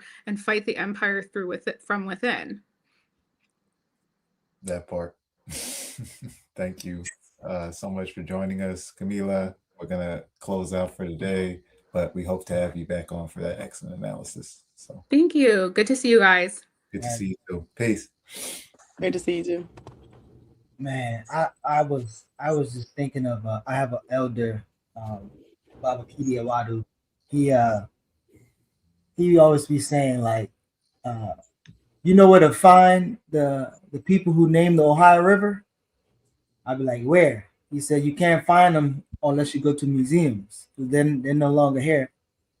And I think when Camila was talking about the response to this thing and actually understanding what the U.S. is and what it's about to do, and then what is that doing to the people of the world who, and then there's, you know, obviously some things around Black and brown that I would talk more about, but the moral is,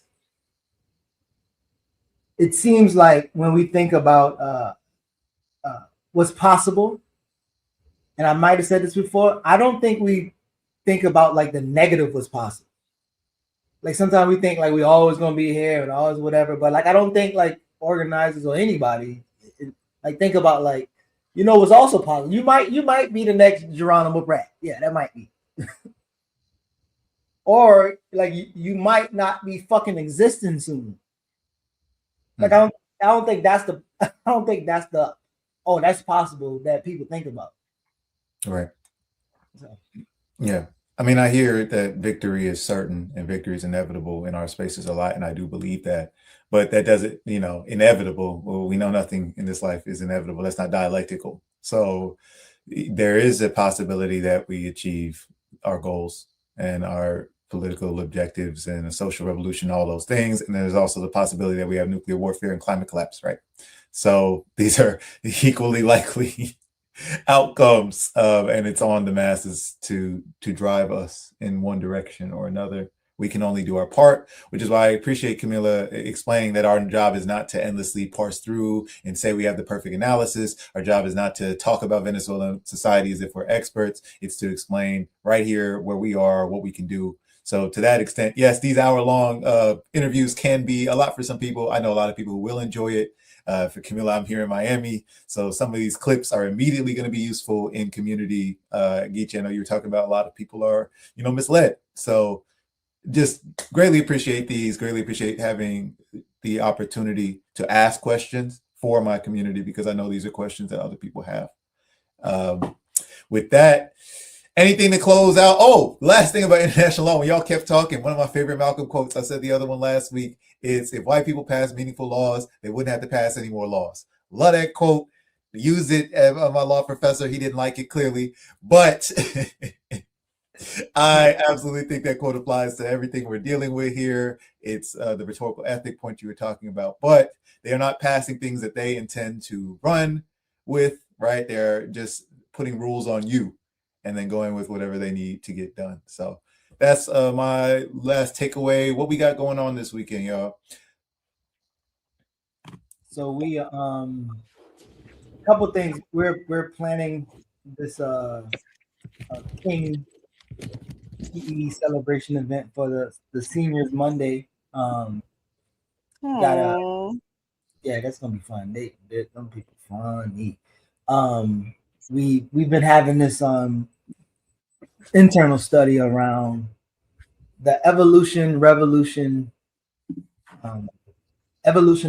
of organizations. Like, again, but it's weird because the study is around like business and like studying different business, but like you can apply it to like orgs too. And we've been just having like really dope, deep, emergent conversations internally.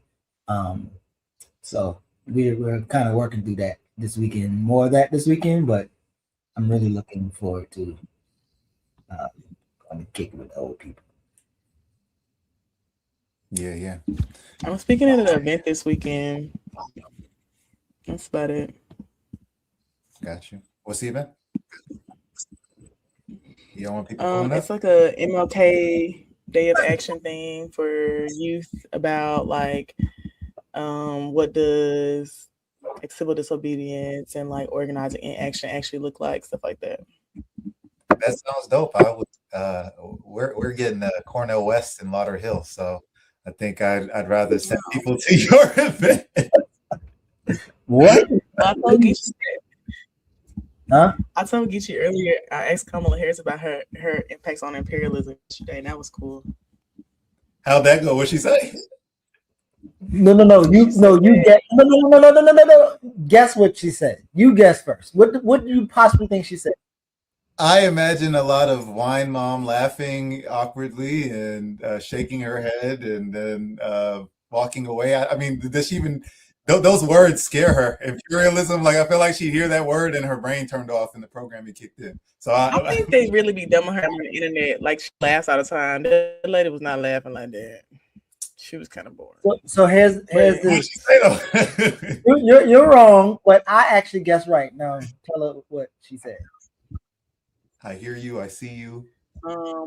She talked about. She did say imperialism in her speech thing, and she did talk about how like she sees the impact of it now and like where the country is going towards. So she did actually say something about it. Wait. You didn't put the word regret. She said. Didn't you tell me she said something about regrets? Yeah, I asked her if she regrets it, and she said she regrets like some of the things that like have come of it, and how imperialism is like thriving now. But she talked about that in her speech thing. She talked about imperialism and stuff. Yeah, this is the to a child. Are you sorry you did it or sorry you got caught? But glad.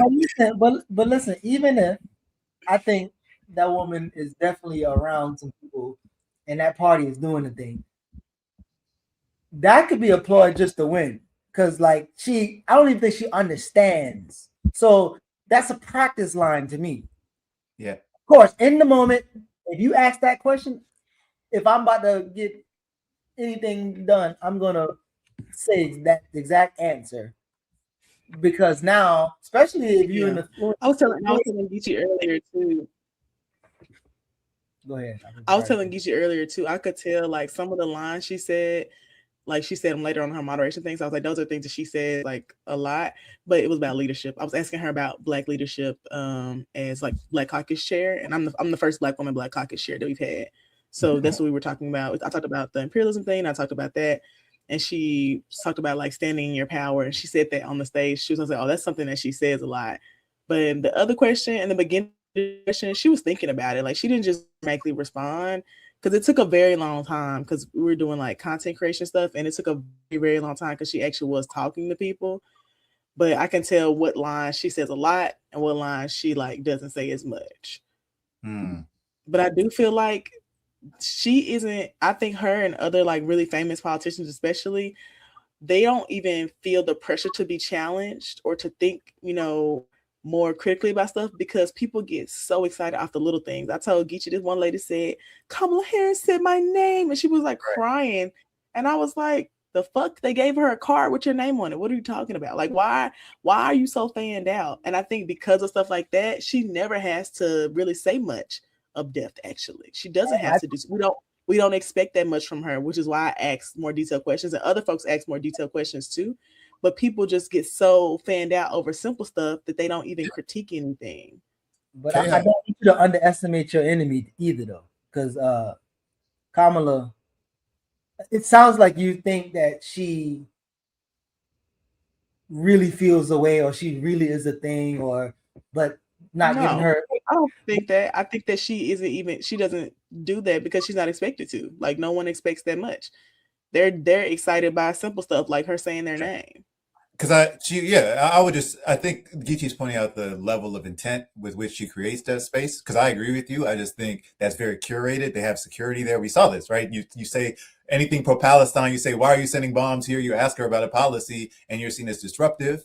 She silences you with that liberal, whiny tone that I hate. You know, they actually did not have. I was looking for the security. They did not have security in that. And maybe that's the time we're in, or something. But best believe they didn't really expect anything to happen, because all they had was like because they must have been backstage, because I actually was looking for that. I didn't see anybody except for backstage, but like in the actual Orpheum, it was like just Orpheum employees, and it was maybe 10 of them people. Like, it wasn't a lot. So I think they also didn't expect people. There's different security tactics that we can't even see sometimes. So I was just gonna say that like they didn't expect us to do anything for real, because it was her Founders Day. It's a lot of AKAs. Like, they wasn't really.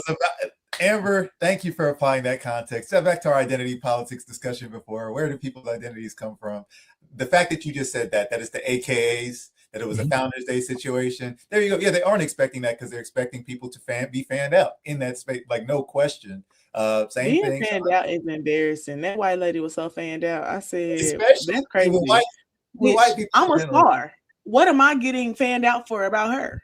But I think there's the K-Hive, the white liberal women who are attracted to that as well. But I also think the space in general of the AK for Founders Day. And yes, my mom was a Delta, comrades a Delta, and B&B Miami. Listen, love the Deltas. Shout out, Betty Shabazz, Delta, though they, I don't hear that too often. Betty Shabazz was a Delta? That's cool. I don't hear that mentioned much. But did she talk about breaking barriers and getting caught by glass? No, she didn't mention that at all, actually. But those spaces are specifically, for that camaraderie. You're my soror, so you're already seen as an ally. So they're not seen as an opposition. They're seen as friends in the space automatically. The spaces, and there's several AKAs who pledged with Kamala who live in Memphis that I actually know. I knew some other stuff, and they were there yesterday too. So, and they liked her. I'm assuming, right? I mean, they was a Howard with her. They weren't lying with her, so. Right. Well, I mean, first off, white presidents have this exact same thing. I'm not saying they don't. They have secret societies at Yale and all that. But the fanned out part. Sorry. Amber, do you feel like you're being shouted at? When? By me and Lord right now? No, what would happen? No, I just wanted to make sure, because I don't want to make sure that I just want to make sure that you don't feel like there's or whatever, because if at least one person picked it up in the chat, I wanted to. Amber would tell me. But I agree, but so yelling is my love language, but I should be wary of it. So if I'm ever interrupting or anything, Amber, let me know. But I was gonna say, I understand what she's saying. I think that I automatically assume that people, depending on the person I'm talking to, is going to have a response to the whole Kamala Harris thing. I was very torn on like even talking about it for real because there aren't a lot of content creators. Like I was telling Geisha, there aren't a lot of content creators here in Memphis. It was like me and a girl from the shade room. Like that was it. So it's like either I could go and not get to talk to her about it or like ask her any questions, or I could not go because so many people just don't agree with her. I mean, I don't agree with a lot of stuff she did as a politician, but that doesn't mean I wouldn't want to ask questions. And my mama gonna want the picture because you know how Black middle-aged women are. So I'm gonna go get the little picture for her and send it to her so she can put it up in her house because you know that's how they are. Yeah, I feel like it balanced out for me to get asked my questions, and one, just the experience. I do think that like the questions are scripted to a point, but not super scripted. But I can tell that when she's speaking, there's specific type of point she want to get off. So she'll go off the script. Like she'll stop talking about answering the question and get off what she want to get off, and then she'll come back. And I was like, there must be specific talking points she's trying to get clips for. Because she's off on a tangent, and then she'll come back to it. And I was like, interesting. Okay. But I didn't really film anything inside the thing other than like a few clips from my friends who couldn't go because they love her. They were like, you know, annoyed, but they're really strict about like you have to be a content creator with so many followers and all this different stuff. And so it was really only like it was two of us and one person from out of town, my friend Elizabeth, who's from Memphis. So we were all together and got to like just, you know, ask her different things. But I think it's important to challenge people. Like if we never talk to someone who we don't agree with, we'll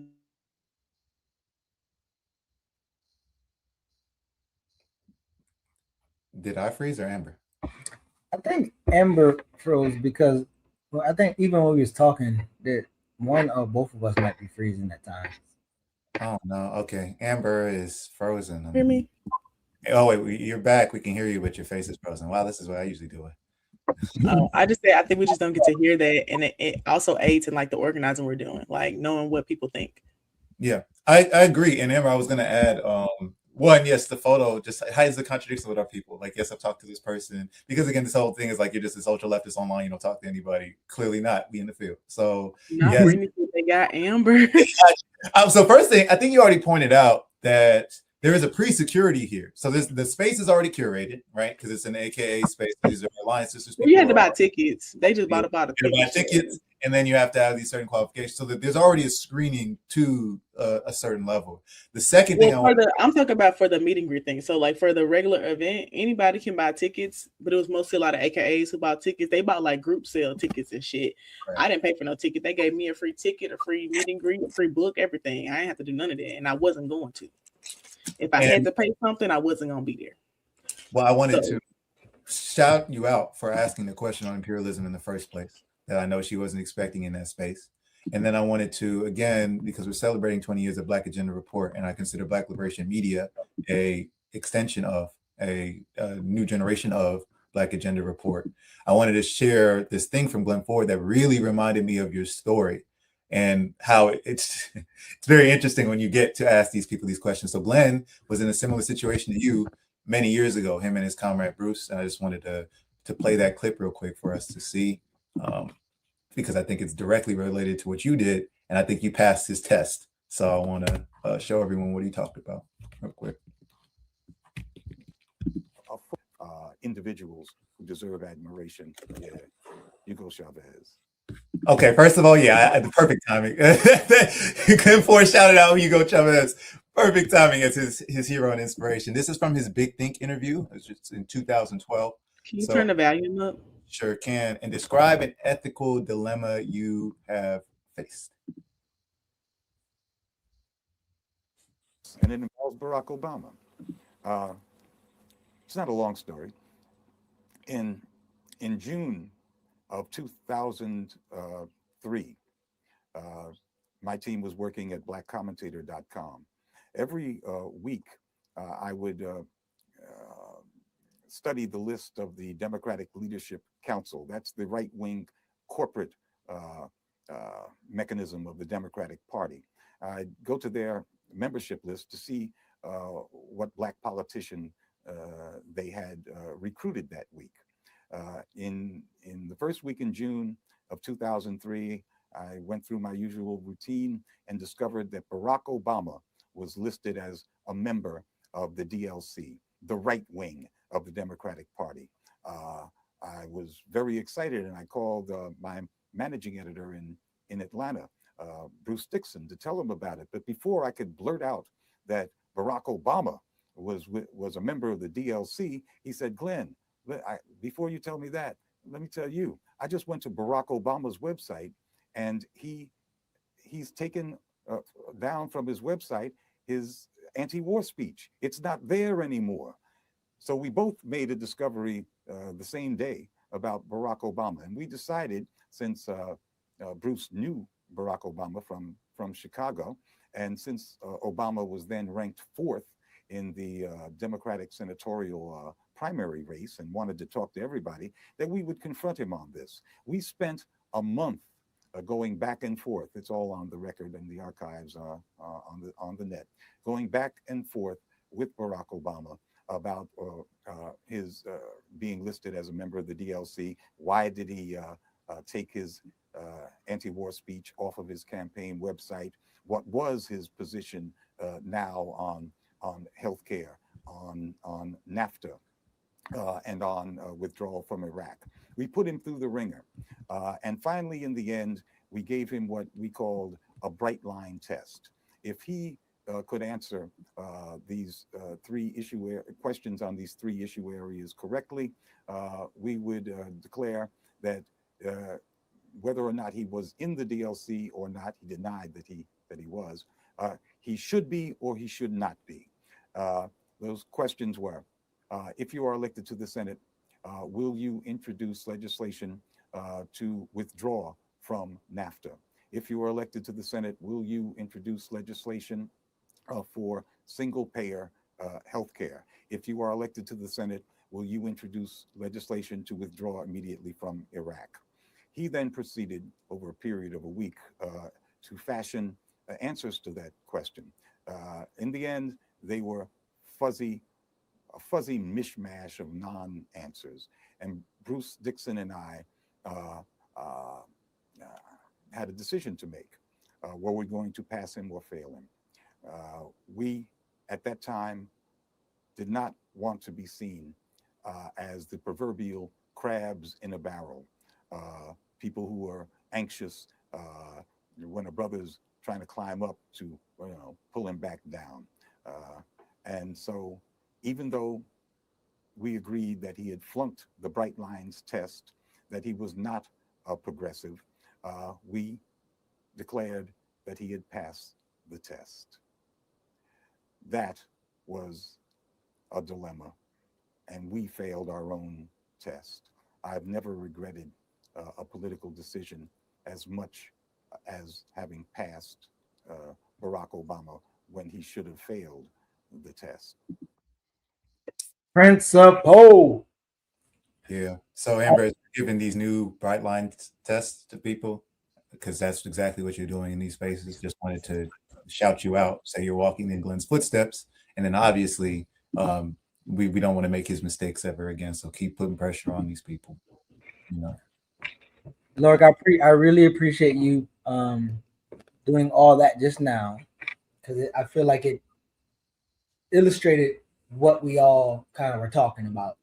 And where it wasn't that we were in any type of conflict or disagreement or whatever. It was literally like a couple different vantage points that actually all met. So thank you, Amber. No, I don't think we were like in conflict. I think y'all do naturally challenge me or people in general. Like, when you're talking to people, like it's a natural thing, but it didn't feel adversarial, and I can fight, so I wasn't scared. I've been told by Big Boss, by Renee, we're workers co-op, y'all, no big bosses, but by our director that there is a Patreon special at 11. So we are in overtime right now. I'm going to try and get some breakfast, and Geechee's got me wanting to have tea now. So go ahead, grab some tea, y'all. We have Patreon special Saturdays with Renee at 11. Again, subscribe to the Patreon if you haven't. What's that song? Like the Mr. Lover Lover?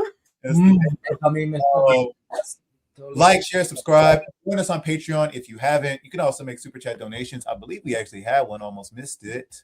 Yeah, we did. Little $9.99. We very much Curtis. We appreciate you. Bill. So come back at 11. Check Darker Than Blue. Check out our programming from earlier this week. Check out Black Alliance for Peace's campaign to move the games in their conversation about FIFA and what's been going on there. And we appreciate you. Peace, if you're willing to fight for it, as we say, as Jared says, and as Chairman Fred Hampton used to say. Peace. Peace, y'all. Black Liberation Media is a collective of Black and African organizers, journalists, academics, and media personalities serving Black and African masses seeking to further grow in their understanding of themselves, their histories, and the African world through entertainment and news. Please continue to like, subscribe, and donate to the channel so we can further serve you and liberate our people. You can also go to blkliberationmedia.org, get some merchandise, and also become a Patreon member and a member from the YouTube. Please do what you can, share, and show your love as we will show ours for you. Black Liberation Media.